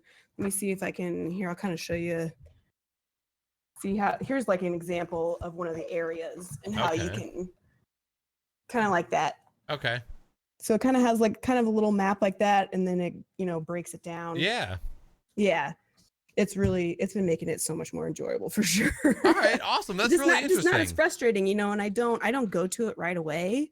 So, I'll explore an area as much as I can myself. And then if I kind of have a question or if I'm having a rough time, then I go to the book. I don't just like, okay, next I'm here and here. Let's see. How do I do this? What enemies are going to be here? You know what I mean? I still like to be surprised, but yeah, it's pretty fun. You are probably the first person that I've come across in a very long time that has used like a hard copy of a book to assist them in a game. And I'm intrigued. I'm thinking about, what other games have books like this that I could, just get, the skinny on just by reading and not getting like, just like the other games used to guide you instead of just straight up giving away the answers. What I remember, Pokemon having the giant magazines for the Pokemon games for Game Boy. It's just like that. And I knew I'd already had Bloodborne, and I knew I was going to get to it eventually. But I saw this book for the reprint, and it's on Amazon for $25. This is like an over 500 page hardcover, even with the art and just the book itself. Even if you don't want to play the game, it's fantastic. Yeah. Oh yeah. So it was, and it really was that nostalgic pull of that kind of, that back in the day feeling of being like, yeah, let me sit down and play. So I got it open. I have my little, like, my bookmarks in here and little notes and stuff like that. Yep. So yeah, it's really fun. I still remember the Pokemon Red guide that has the Charizard on the front of it. And I remember just like flipping to the Pokedex page and just looking at all of the information for every single Pokemon. What a fucking time to be alive. You're going to be mad at me, but I've never played a Pokemon game. How did I get on this show? What? Okay. Chat, remind me that there needs to be a Google form application process for future guests. And it needs to be a screenshot of the collection of all 8 badges from original Pokemon Red and Blue. Amber, what the hell? I'm sorry. It was just past my time, I think. You can still go back. I know. I do actually. I have a Game Boy Color. I think I remember tweeting that out before. What Pokemon I need to find on my Game Boy Color. Well, I know I joked about this earlier, but you are still running an Android phone, right? Yes. Okay. Emulators on the phone. It's broken. Oh, that's right. It's still broken. I'm still using the same phone. Oh my God, you're such a trooper. Oh my God. Yeah, one of the only game that I've been able to play on it was a jailbroken iPhone was Pokemon, because it wasn't like a platformer. It didn't take precision movement. It was something that you could play at a slow pace. And yeah, I remember having Pokemon Red and Blue on my iPhone 4S, which was the first iPhone that I had. But like, if you were ever gonna go back, I would tell you to play Silver or Gold, only because you can play through the original 8 badges after you beat the 8 badges in Silver and Gold, which is I thought was really fucking cool. I think the map of the original Pokemon is called Kanto, the original 8 badges. So if you were ever gonna do that, that's what I would check out. There's such a big part of me that wants to purchase a new DS just to try one of the new Pokemon games, but I'm just afraid that I'll play it for a couple hours and then I'm just gonna drop it. Yeah, it scares me. You're more in love with the idea than more than likely the result. Doesn't that suck?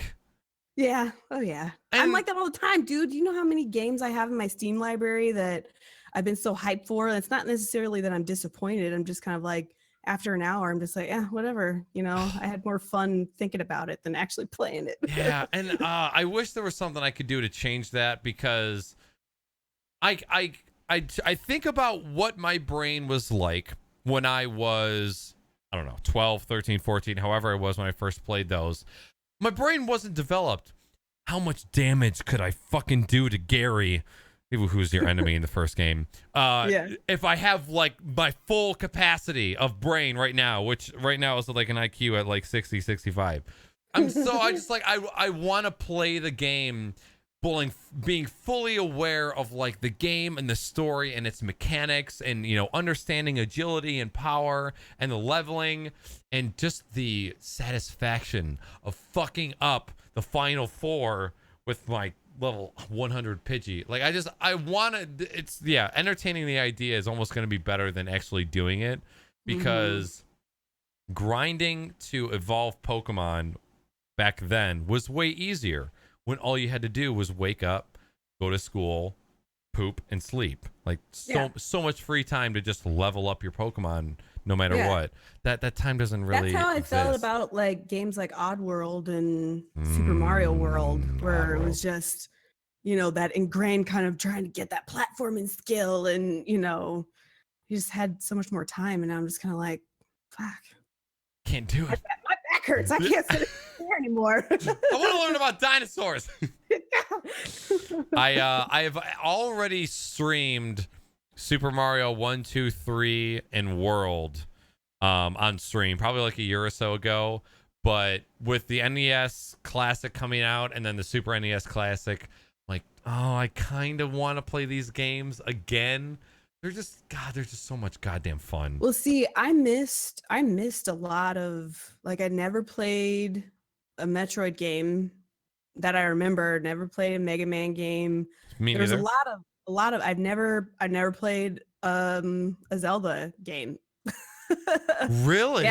Yeah. So there was, because it was my brother that owned, well, they were his consoles, like the SNES and the NES and stuff like that. And then PlayStation. That was kind of our household. Gotcha. And then he's so much more older than me. And when he moved out, then I just didn't have it. So there's a lot of stuff, a lot of kind of more classic games I really missed out on. That I'm like, someday I'll go back and play them. But yep.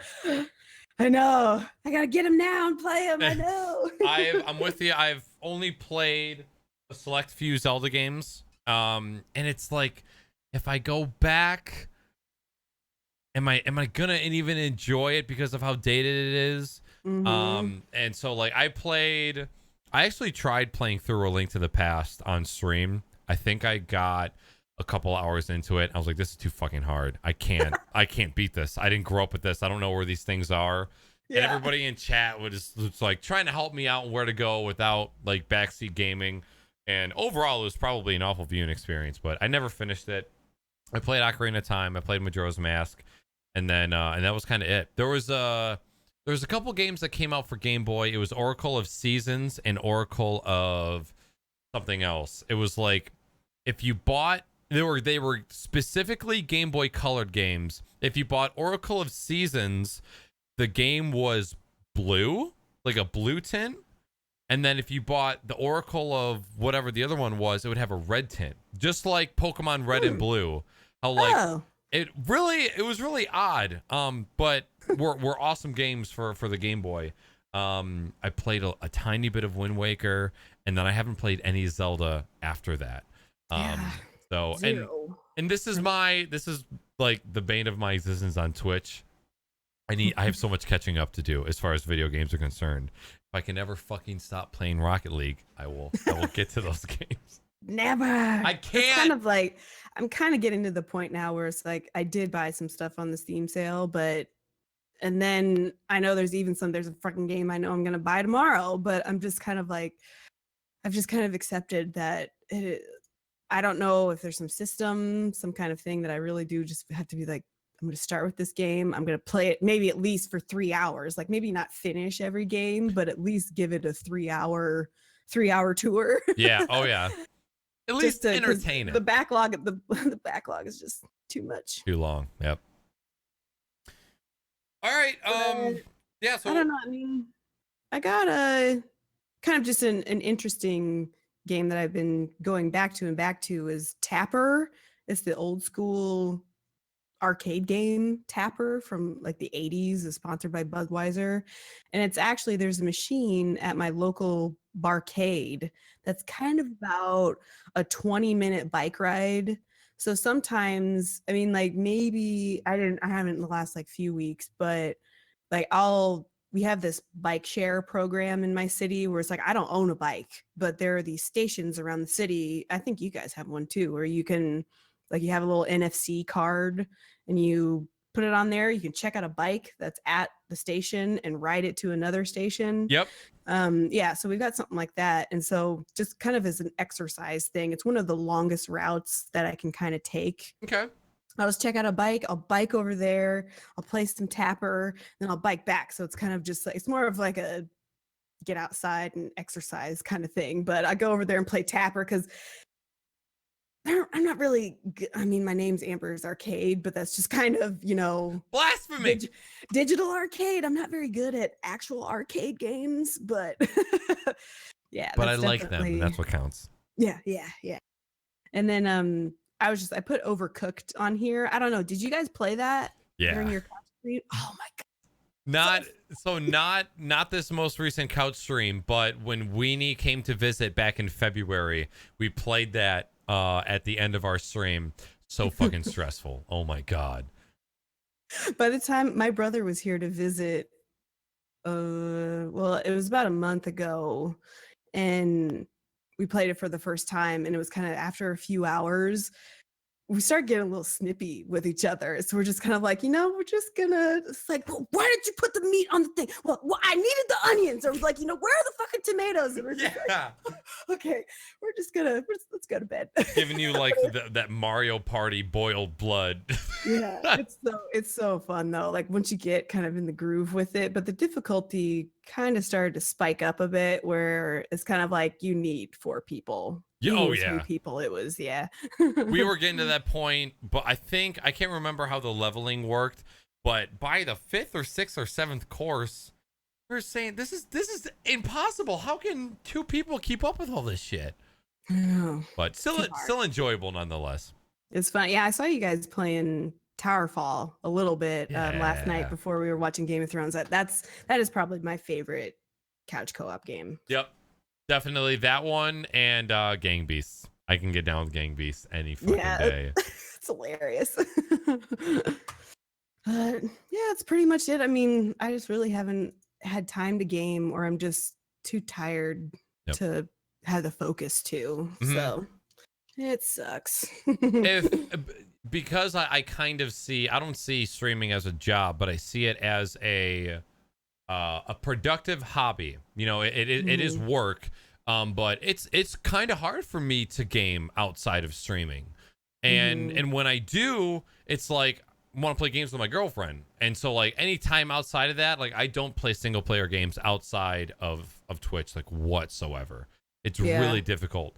So I totally understand that. They're just being an adult gamer, you have to be in a certain type of mindset to find that extra time to not only just to play the game, but to play it and enjoy it at the same time. Yeah.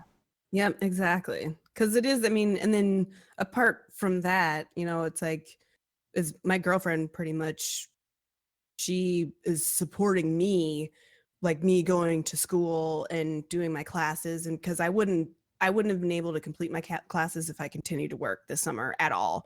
So it's kind of, I've taken on the like a housewife-ish, kind of role. So it's, I just, I do the stuff around the house too. And it just kind of, the mental, not the mental exercise, but the barrier. It's not really a barrier. It's just kind of, like all my energy of like focusing towards school and making sure like the house is cool and, all that stuff is just doesn't leave me much time to have the energy to like sit and stream, if anything, in the word game. So it's getting a little better, but I mean, it'll be interesting because I'm going to be moving for my internship. I'm actually going to be moving with my brother in Illinois. And I'm kind of interested to see how that's going to kind of change that dynamic because my workload is going to be a lot less. And I don't know. I mean, I'm moving my whole setup over there, so we'll see.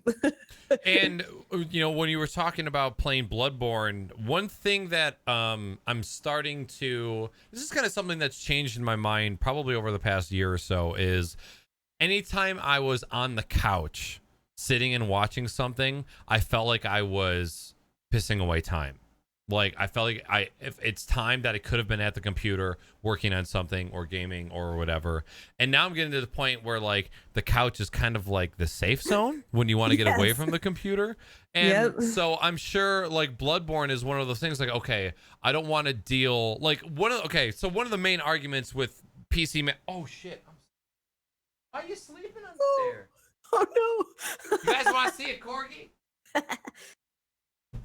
Oh, hey, buddy. It's like, what have you done to me? Hello. What did you do to me? Your legs are so short.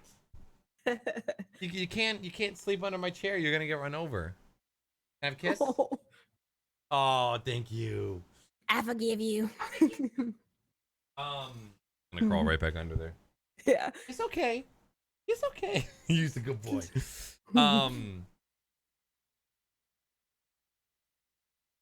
Couching, Oh yeah, it was gaming. like Oh, PC Master Race yeah. something. So one of the main arguments about PC Master Race is like you can have, gaming, and then you can have Discord, and you can hop on, fucking AIM Instant Messenger, what the fuck, you can have a Twitch stream running. It's like you have access to all of these avenues that you don't have with a console.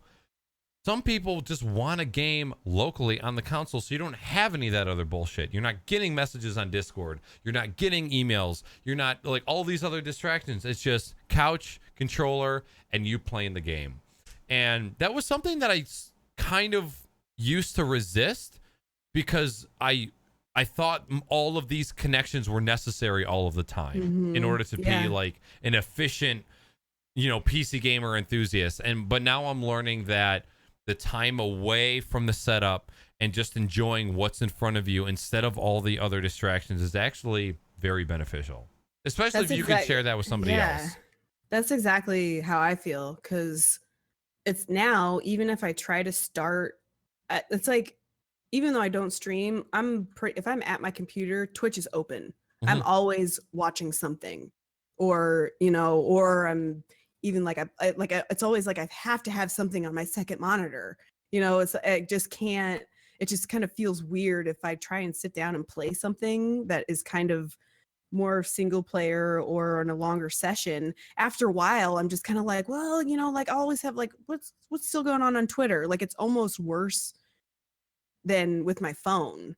Yeah. I'm not even that bad because my phone like barely fucking works anymore. But even just that kind of distraction of, always wanting to pick up your phone and check Twitter or something, it's worse when I'm on my computer, because it's just like I have that second monitor and I'm just kind of like always having these constant streams of things coming in, and it's distracting. And I'm just kind of, I don't feel like I'm really enjoying what I'm supposed to be doing, I guess, Yeah, I mean, I've really knuckled down with that with my schoolwork and stuff. And I mean, sometimes it's not the best and I might just get distracted, but definitely I'm having a lot more fun with, Bloodborne's the only thing that I'm playing on my PS4 right now, but yeah, that's definitely, I agree with you with that. And that's something that was learned. I don't think that's something I would have gotten when I was younger, in my teens or something. Being able to separate that time away from, and I think that's just something that you eventually learn. Yeah. Beep, beep, beep. Well, do you want to entertain chat for like 45 seconds while I go pee? Because I've drank way too much beer. I think I could do it. The red fox jumps over the what? What is it? The brown fox? The brown fox jumps over the lazy dog. Yep. Yeah, we'll go with that. Is that right? No, the quick brown fox jumps over the... All right, look, chat wants to be entertained, so, hot seat. 45 seconds max, 30 if I don't wash my hands. Oh, God. Ew. So gross. What's up, chat? How's it going? I like how it says Crocs and Hot Pockets and Asian-like characters. Oh, now I even know it's even more awkward because there probably isn't even any music playing or sing you a song.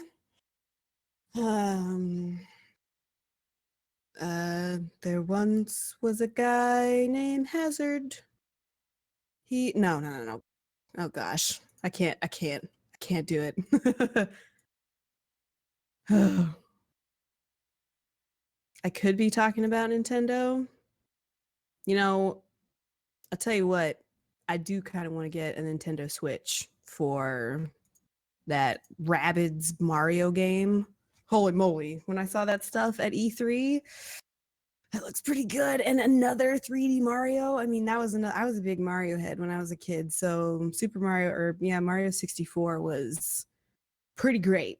I remember sitting next to me, and it was almost like we were in a cubby like this, me and my stepbrother, just in front of the CRT TV, just going at it with a Super Mario 64. That was some good memories. So I'm kind of attracted to the Mario Odyssey. I might have to get a Switch. I haven't gotten I haven't gotten a Nintendo console.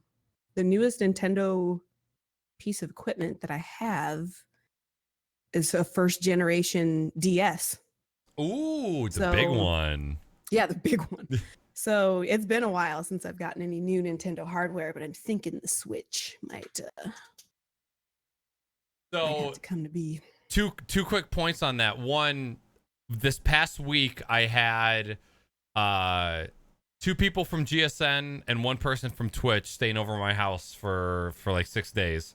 And most people will probably see this as lame, but for all of us, it was fucking awesome. We would all wake up, 10, 11 o'clock, and then we would just put on Twitch streams. And, like, we would all just chill in the living room, watch streams. Like, some of us would break out a laptop and, like, check some things online. But just to be able to hang out with a bunch of friends and watch Twitch for, like, that was the start of our day almost every single day. It was wake up, grab coffee, so cool. go sit in the living room, watch, like, Lyric, Tim the Tatman, Sheriff Eli, just watching a bunch of different people. It was the fucking coolest thing ever. And then we pretty much watched Twitch until we were all fucking starving and then go get some food. Yeah.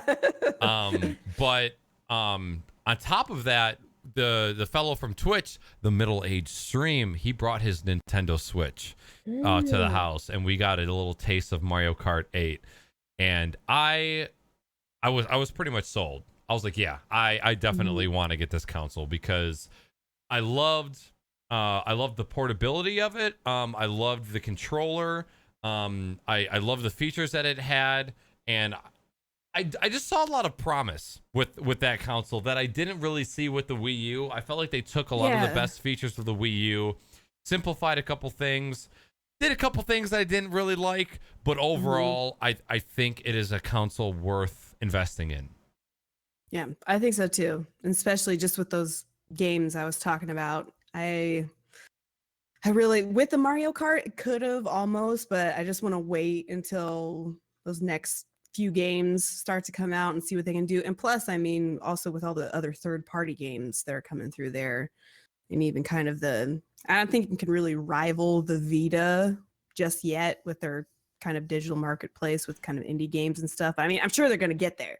So we'll just have to see. Maybe if they do a Nintendo Switch 2 or whatever the fuck they do, like with the DS's, the different versions, kind of the next version of the Switch might be a wish list item. I'm trying to figure out one of my biggest gripes is Nintendo's pricings with things. Some things are so ridiculously high, like just to get another piece of plastic to dock the screen. So if you have like multiple TVs in a house and you want to be able to move the Switch from one room to the other, a dock is $90 for just a piece of plastic.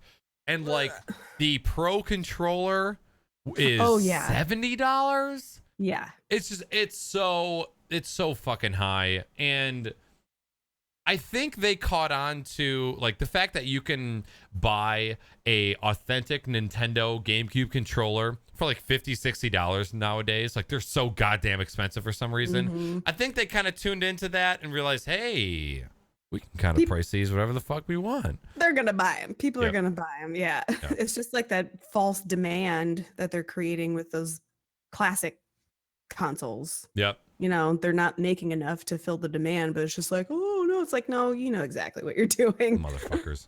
Yeah, we need chat said begin the day with Twitch streams and end it with Russian dash cam videos. We watched hours of dash cam videos.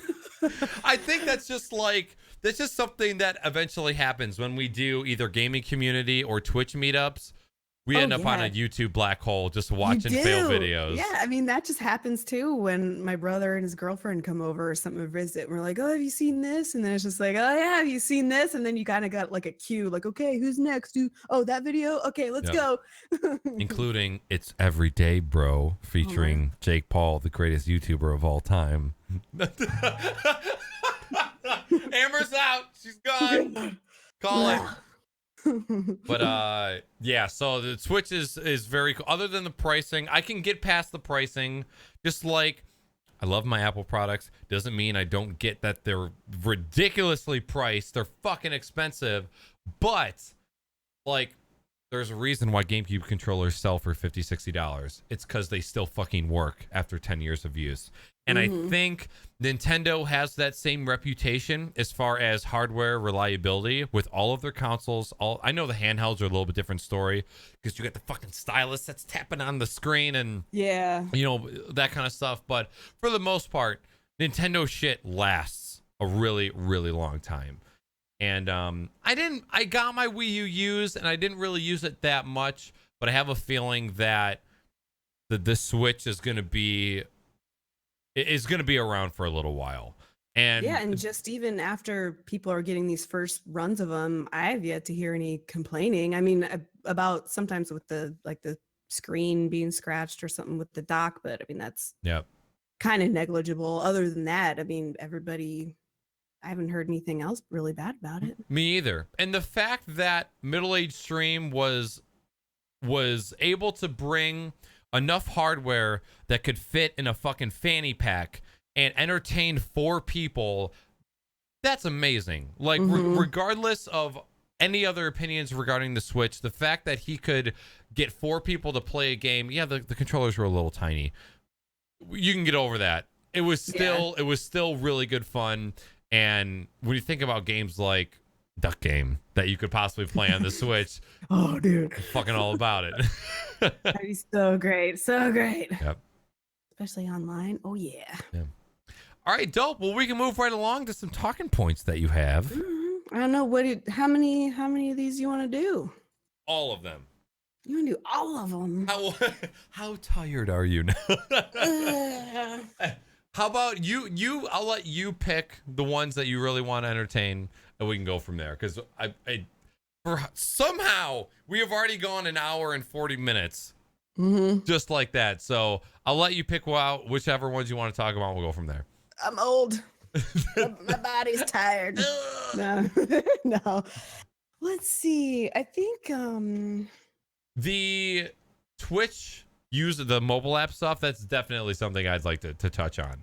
Yeah, I guess I did kind of prioritize them. So I did link to the blog that's here. I don't know if you want to put it in your chat if people want to see, but with, everybody a couple weeks ago or something, a lot of people were like, what is going on? I'm getting botted. I'm getting all these follows and stuff like that. And it just so happened with tweets from Twitch saying, oh, this is part of our new onboarding system with the new mobile app, blah, blah, blah, whatever. And then come to find out, even through a little digging, I found out through excessive profanity, which one of his mods told him about it on Twitter.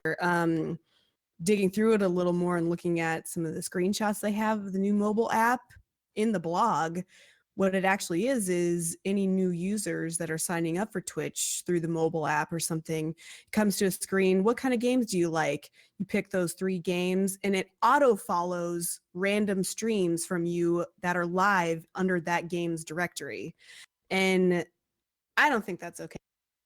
Personally, it's kind of, people think it's a usability, like easier usability, but you're actually these streams are followed and then you have to go in and unfollow them. It's not just recommendations that you can go in and then follow the person if you want. Because to me, it just kind of, it's almost like just false inflation. Yep. Whereas, maybe for smaller streamers and certain kinds of streamers, even a follow is important, not metrics wise, but knowing that, that kind of impact that, that somebody has pressed like and wants to watch you or has appreciated something that you've done, they might not return or something like that. And excessive profanity and Say No to Rage were talking about this on their most recent podcast, that Unfiltered Contrast or whatever. Episode 3? No, it's episode 4. It was on the 13th or something. I missed 2 episodes? Okay, chat. I think so. I'm throwing the link in chat. There's these 2 streamers. They have a podcast that's called Unfiltered Contrast. Some of the most informative and educational podcasts regarding Twitch streaming. So if you guys are streamers, I highly recommend these podcasts. They're about an hour to an hour and a half long.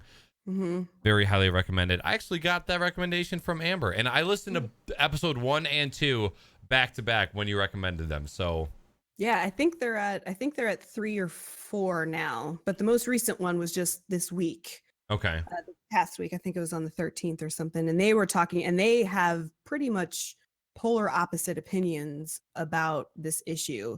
And I'm kind of more on the side of excessive profanity, that even personally, I don't want shit to follow, like opt me into something automatically. It's just like when you buy something through a certain site or get a service, and then you're automatically signed up for their fucking marketing emails or something like that.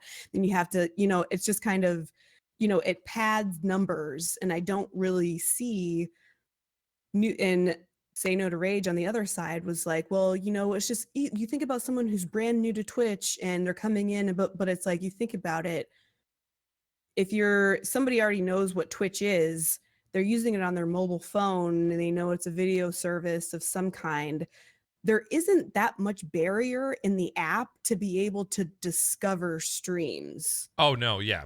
And the fact that people are seeing, hundreds and hundreds of more followers a day. And I was asking somebody in the chat during the podcast, like, well, somebody who streams regularly and has been seeing these numbers, have you been seeing a lot of unfollows? Have you seen your concurrent viewership average rise? And it's kind of too early to tell, this one guy was telling me, but it's still kind of, it just doesn't have good taste in my mouth.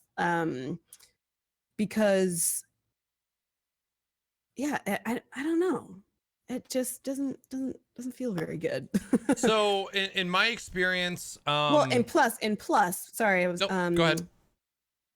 You think about, like, people, you go and you search for a game, like, what kind of games do you like? Somebody like me, or even, if I did stream or something, plenty other of similar people who stream these off the wall kind of games that no one's even really heard of anyway. Obviously, the more popular games are going to be more fruitful, if, like with Counter-Strike or something, or Dota or League of Legends, or, something like that, PlayerUnknown Battlegrounds, something where the directories are already massively full. Yep. But, you can still get that push through certain games that you play just to get more follows. So it just that kind of mindset just doesn't sit very well. Like, maybe if there was more of a, like, what kind of games do you like? Do you like shooters? Do you like platformers? Do you like indie games? Or, kind of more of a broader sense than just specific game directories that it pulls from. I do like the fact that it's random. I almost wish that it was, instead of just auto following, it just scrambled the recommendations, instead of, when you look at a game directory, it's the most popular, and then you go down, by viewer count. If you had the option to kind of scramble viewer by viewers or something like that, that could be a bit better for discoverability. But I don't know, man. I agree. I don't like the auto following, even though it has brought me a couple viewers that have stuck around. I've actually had, I know Robot has had 1,000 followers in the past week or so that have all just been the auto follows, and that's a fucking lot for a week. I mean, that's 25% of his followers that he's accumulated over the past 5 years, and he got an additional 25% in a week. Now, I don't know how many people he has seen in his chat. I would say over the past probably couple weeks of streams, I think I've probably accumulated maybe 200 of those auto follows. But I've seen, I think, 4 people that have shown up in chat either the same night that they followed or a following night, and not just the one time, but have come back over and over and over again. Okay. In my personal opinion, follower number means nothing. It is just a number. I have seen people with 1,000 followers that pull 10 people a stream. I have seen people with 50,000 followers that have 1 to 2 concurrent viewers a stream. I don't think it is a number that you should reference as far as somebody's popularity or success. Even analytics. It's just a follow is just a mindless click. I've clicked follow on people that I thought I would like and then have never gone back to. Mhm. So it's good to get excited about follows, because the fact that you've pushed somebody to the point where they thought you were cool enough to hit the follow button, it should be celebrated. But I don't think it should be a number you rely upon or a number that Oh, you no. lean on for any sort of Right. infrastructure.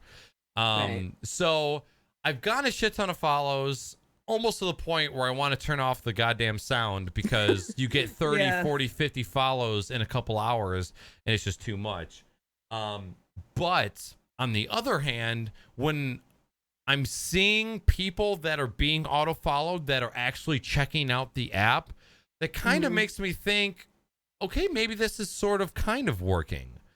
But I wish there was a way where auto follows wouldn't trigger an alert with your bot, or Yeah. you could I almost said segregate. Like, that is not what we want. Separate, where It's that new age of yeah, Twitch.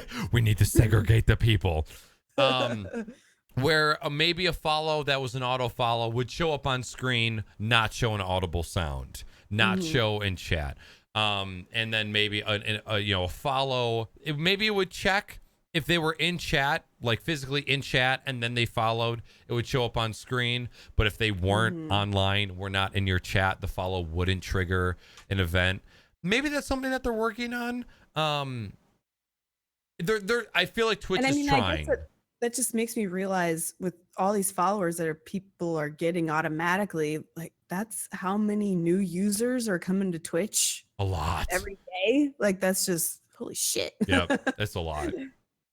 What I mean, were I guess it just kind of, I never, I mean, I can barely talk because I haven't streamed in so long, but it was kind of, I guess I kind of just bring it back toward with YouTube and stuff too, even if someone never left a comment or something like that. It was just, when you're so small, like channel wise and stuff, it is just kind of like, okay, what I'm doing, it's kind of almost like instant feedback of, even if they never say anything or something like that, that someone has pressed like. It's kind of that kind of something I did was right. mhm. I'm doing so now it just kind of diminishes that for sure. Yeah. But I mean, that's not really, you really shouldn't rely on it, but it's kind of a consistent mental thing that is just kind Yeah. of like, okay, what I'm doing is kind of right. Because But if you don't have follows that are personal, that are genuine, then what do you have to go off of? Unless mhm. you're an affiliate with a sub button. So I agree with you there, to where it kind of like at the same point that being an affiliate kind of takes away that one day of getting your sub button and like that celebration. It kind of takes that away from the streamer. It's like, okay, well, our follows not really meaningful anymore, to the point Mhm. where we have to get people to auto follow. And so you said that auto follows are random. Well, yeah, I'm pretty sure they do. They just pick random people out of that game's directory Okay. or the games that you've chosen. Yeah. Don't know, and I don't think you have to be live either. I think people running vodcasts Yep. have gotten the auto follows too. So, I've even gotten auto follows being completely offline. oh, really? Yep. Okay, I thought it was some part of being live that you got them, but I guess not. No. Not as many. It'll be Mhm. like a couple, but I'll go and check out those usernames and see that they're brand new accounts and they're not following a lot of people. Okay, okay. So Well, I see, and would go, that's the thing. I haven't streamed in so long that I haven't been around as a streamer during this whole affiliate thing. And I think during like your last Crocs and Hot Pockets or something, honestly, I'm probably, if I do get affiliate, I might turn it down, mhm. because I'm 90% sure that I'll probably turn it down because I don't want the sub button. I don't know if it's just because, I've been on Twitch and watching Twitch since fucking 2011, that it might be an old school mentality of that, having experienced so many other streamers who have gotten their sub button even when it was just so very rare, and that kind of like good bowler is saying, that affirmation of your ability, you know I want that. I personally want that. um and with the whole like monetary stuff and stuff too, that's kind of a different discussion, but that having that milestone and reaching that kind of goal, it does just feel a little, not as, not pure, but I'm talking about like segregation and purity and what happened to Twitch? But yeah. Yeah, and I agree with you there. If I knew what I know now about the affiliate program, I would have turned it down too. But with how shitty PayPal is and chargebacks, and I don't want to go back to relying on PayPal for people that want to support the channel. I am extremely grateful for having a button now. And the last Crocs and Odd Pockets, I was talking about how I didn't feel worthy of the sub button. I didn't feel I had worked hard enough, and blah blah blah. And I've kind of had that opinion skewed because I've seen people that I didn't think enjoyed my content that have subbed to the channel. And it really just put a shit ton of oomph behind the lurkers make the dream work. Because there's people that watch the show that I honestly didn't really know that they watched. Because I'd see them every once in a while because they pop up in chat. Because I never look at viewer list ever when I'm live. And seeing people who have been around for a really long time that still watch but may not chat, to see them sub has been like, holy shit. Speaking of fucking bot auto follows, they're coming in hot right now. It was just it was very humbling. It was very comforting to see, like, okay, maybe I wasn't extremely far off with my thinking, or no, maybe I was far off with my thinking, and there are people who genuinely enjoy the content that I produce, and that was kind of like a humbling moment for me. I think if anything, personally, still more than likely wouldn't do it. I do just kind of think the threshold is a little low. Agreed. For everybody, I think that's kind of mostly where my complaints kind of lie, because it is, at least you personally do know, for someone like your channel, that it's worked out for you. But I kind of just feel like there's more of the other side of people gaming the system, and what I mean, that's just how business works in general and how humanity is, but yep. That's just kind of where it's just kind of like, that's, it's just, it's like everybody gets it pretty much, so it's just kind of like, oh, okay, but within your own community and yourself that it's been that kind of milestone that's worth it. Yep. And then that's what I think you have to do, is to separate yourself from that kind of generalized mentality. Is, okay, sure, this is an official tag from Twitch, like they're calling us an affiliates, and like these are like the milestones that you have to hit, but how do I feel about myself and my channel, and what do my audience members think?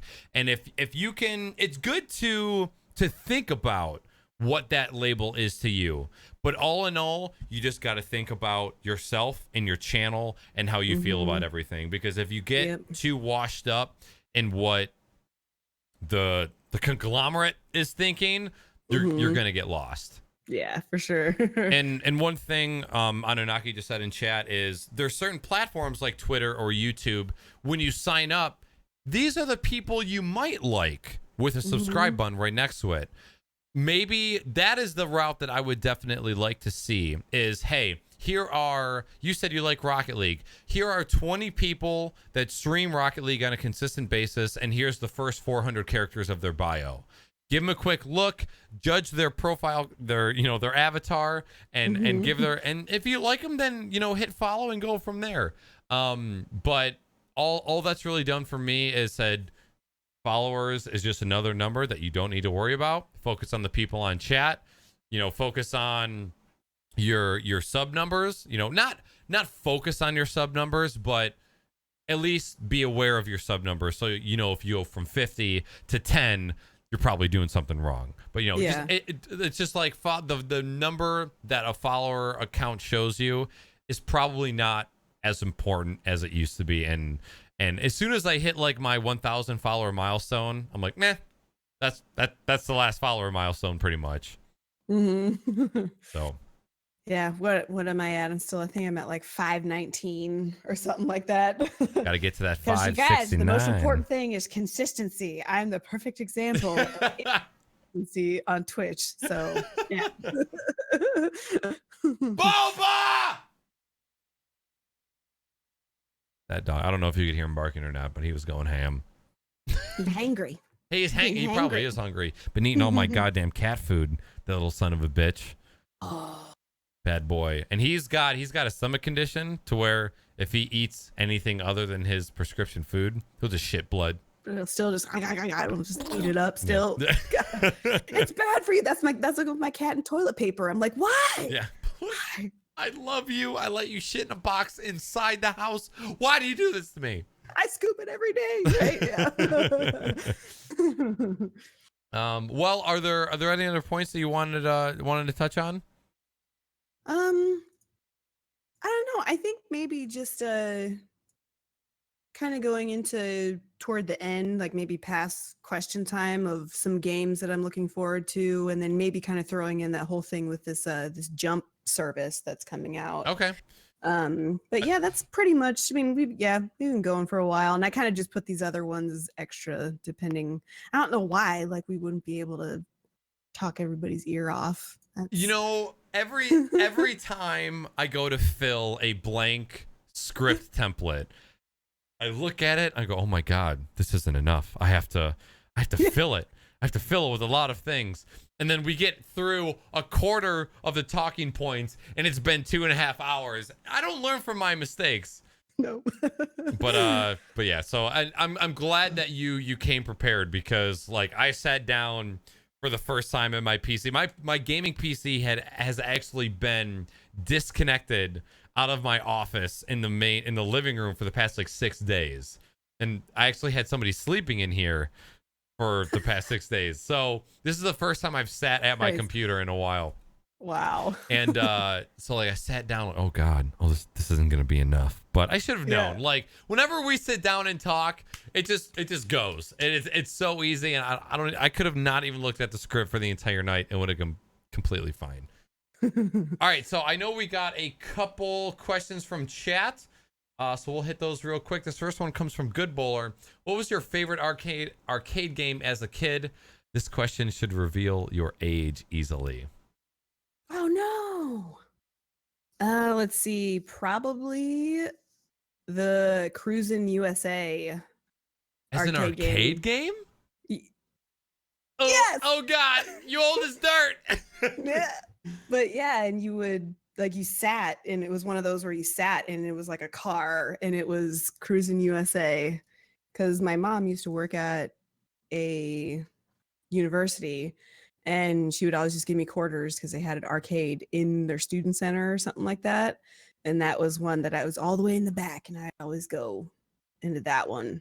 And then I always played a lot of Tekken. I played Tekken a lot with my brother. Okay. On that arcade one. But yeah, Cruisin' USA. I actually was trying to look up that soundtrack the other day, and I got distracted. I got to find it. We were in downtown Ann Arbor in Michigan this past weekend, and there was a place called Pinball Pete's, and it was do you know what a Dave & Buster's is, or GameWorks? Oh yeah. Okay. Oh yeah. So think of that, but the game, like the currency is removed, and they actually have quarters to feed the machines instead of tokens. And it was moderately priced. Like one game of skee ball was 25 cents. One game of basketball was 25 cents. Of course, Time Crisis 5 was like $1 every time you died. I fucking love Time Crisis, but goddamn, it's so expensive. So really fucking cool. It was like a rundown game of Busters. Like all of the old, like half of the machines That's not even working. Better. Yeah, it really is better, man. So a lot of old school, like you have the games that you play for fun, and then you've got the other half of games that you play for tickets.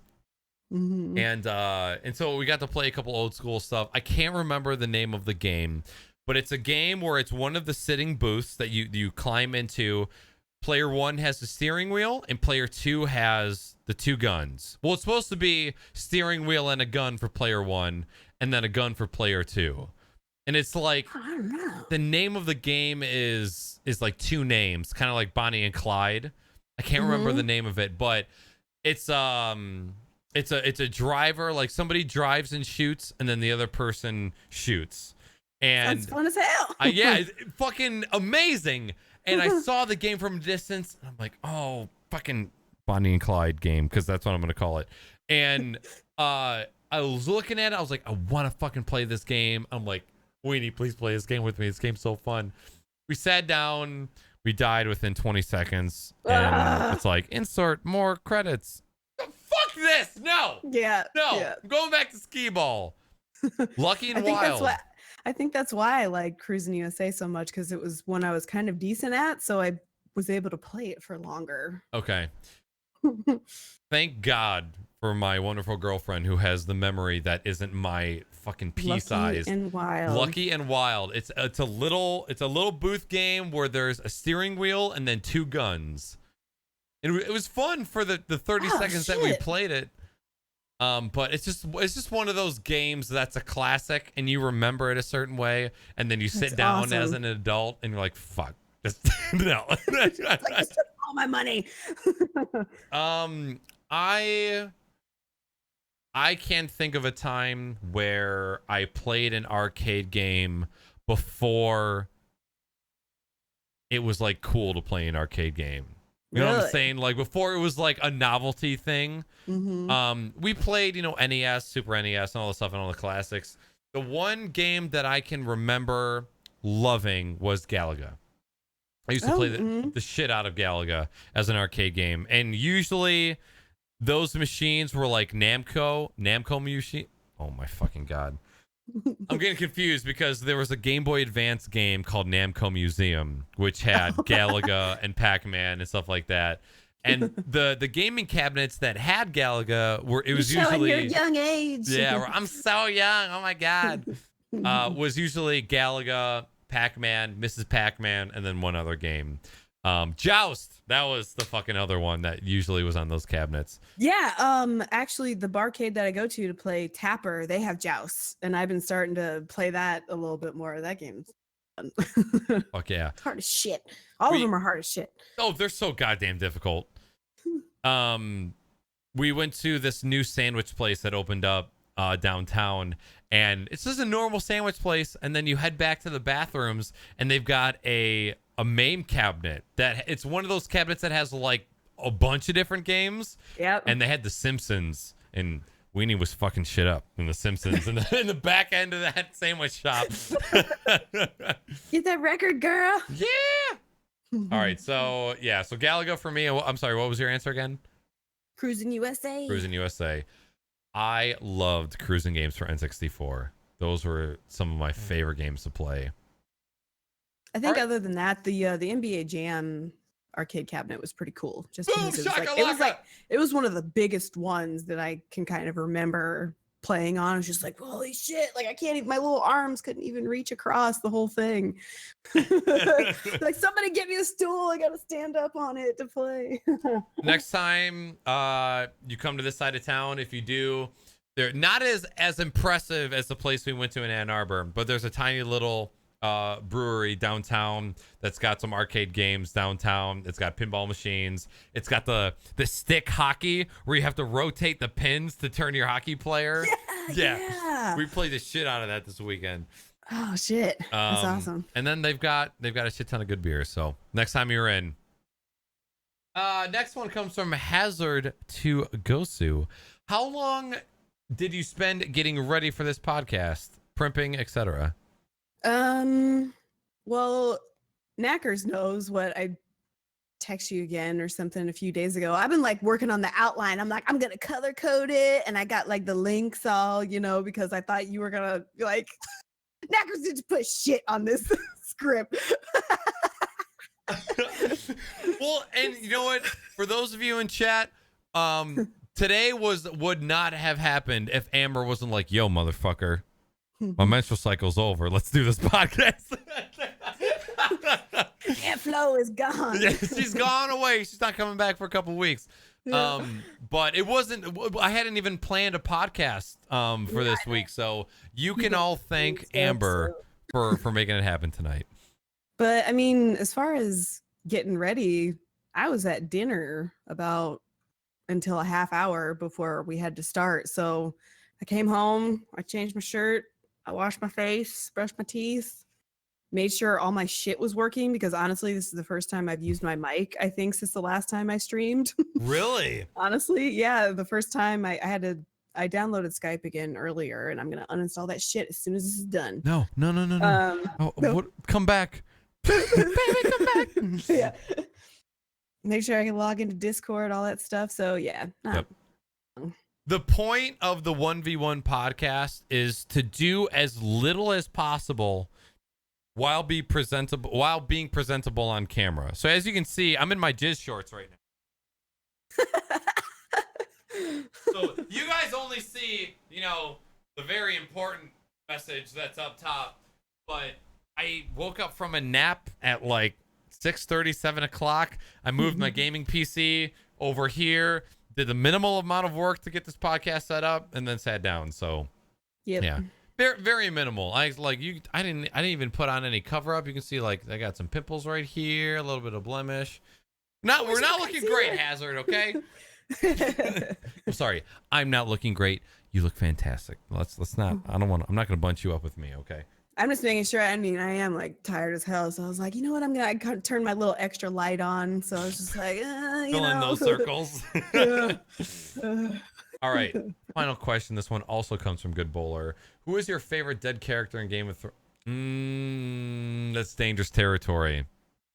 I will say Green Ranger is my favorite dead character in Game of Thrones. I was trying to think of something clever because I saw that he asked that, but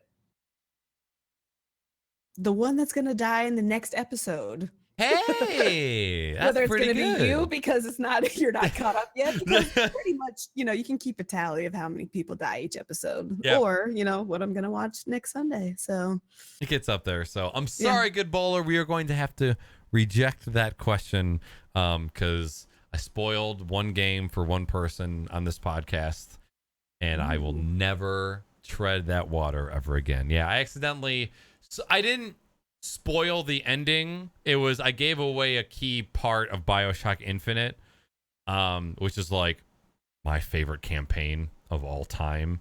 And just knowing that I accidentally almost spoiled that for one person makes me very careful about what I say now.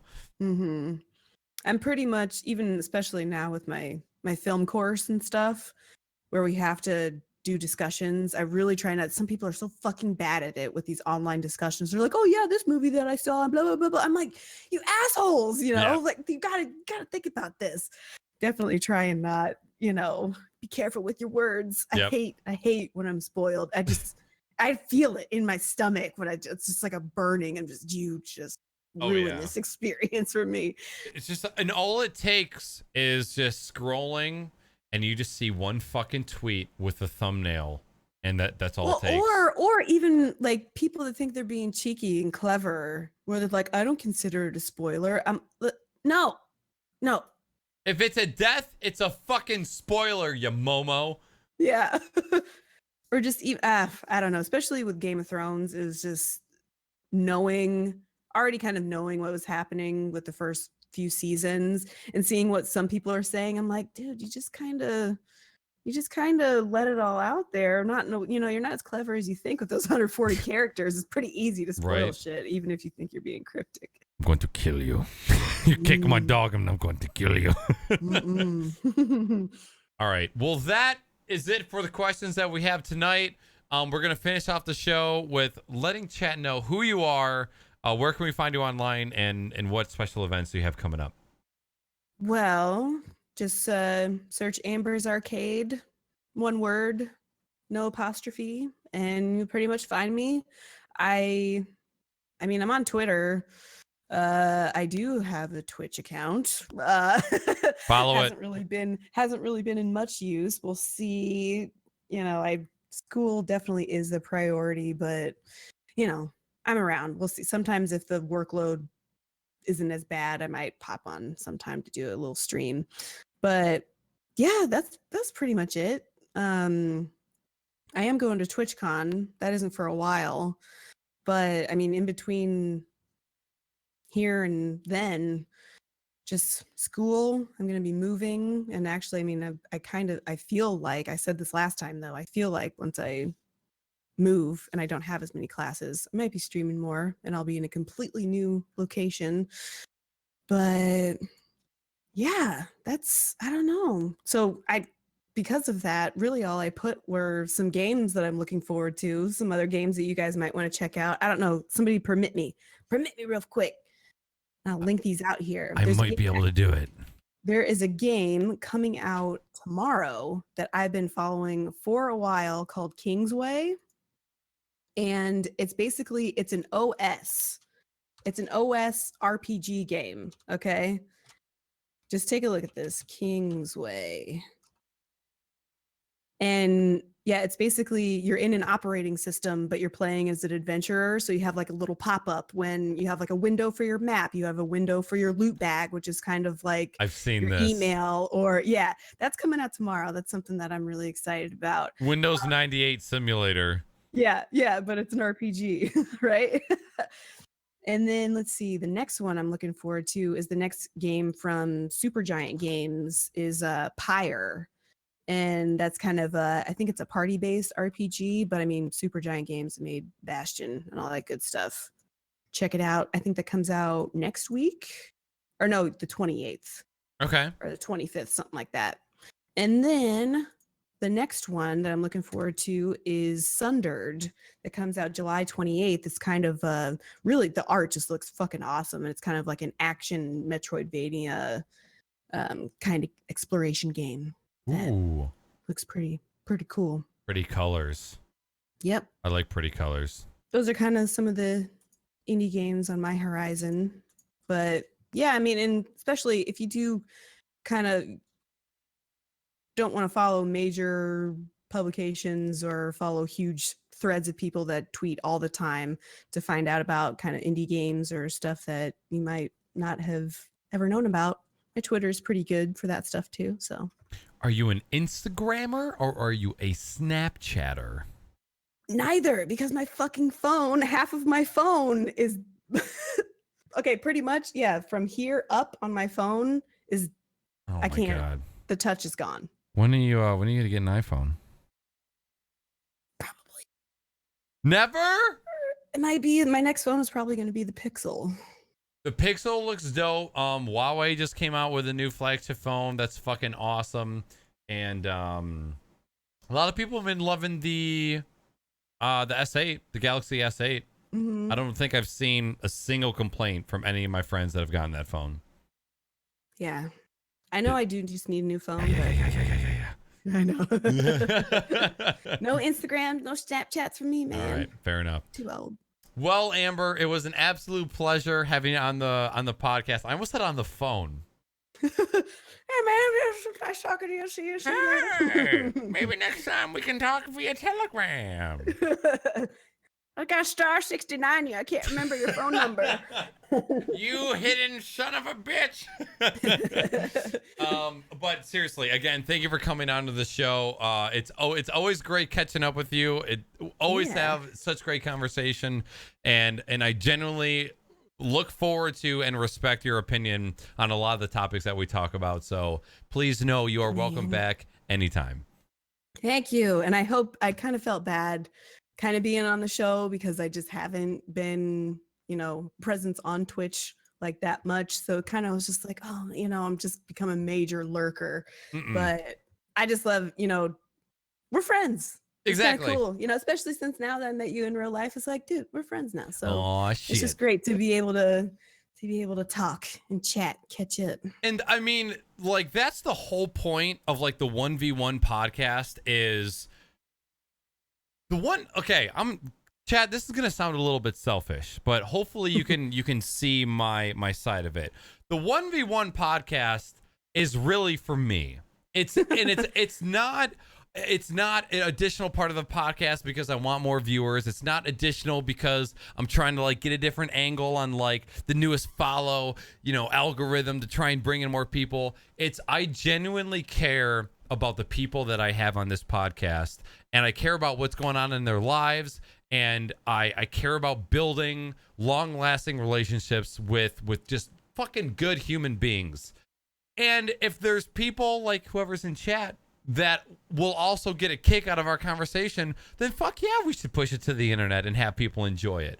But the point of this show is to just sit down, chill out, have great conversation, and hopefully, people in chat will enjoy it too. So I'm totally down with the show just happening whenever, and it's not like a strict timeline of when it needs to happen and what needs to happen. It's just what the fuck ever. Hot segues and whatever the fuck I named the show. I can't remember the last time. And hotter pockets. And hotter pockets, yeah. It's just really a time that I can set aside to talk to people that I think are fucking awesome and just learn about them and learn stuff about myself and educate and on a two-way street. So I genuinely appreciate you being on. It's really fun. Good shit. All right, guys, you got AmbersArcade social in chat. Make sure to give her a follow. She's got some awesome streams coming up in the very near future. So again, Amber, thank you again for being on the show. It was a pleasure having you. See ya. Later, guys. We'll be back. Crocs and Hot Pockets. It'll be another 1v1 this coming Sunday. But I will be back tomorrow night with a stream, including Thursday and Saturday morning.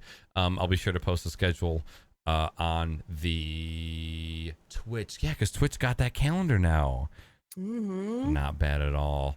All right. That's pretty nice. Everybody, thank you for hanging out tonight. It was awesome having everybody around. Amber, say bye. Bye. Bye-bye.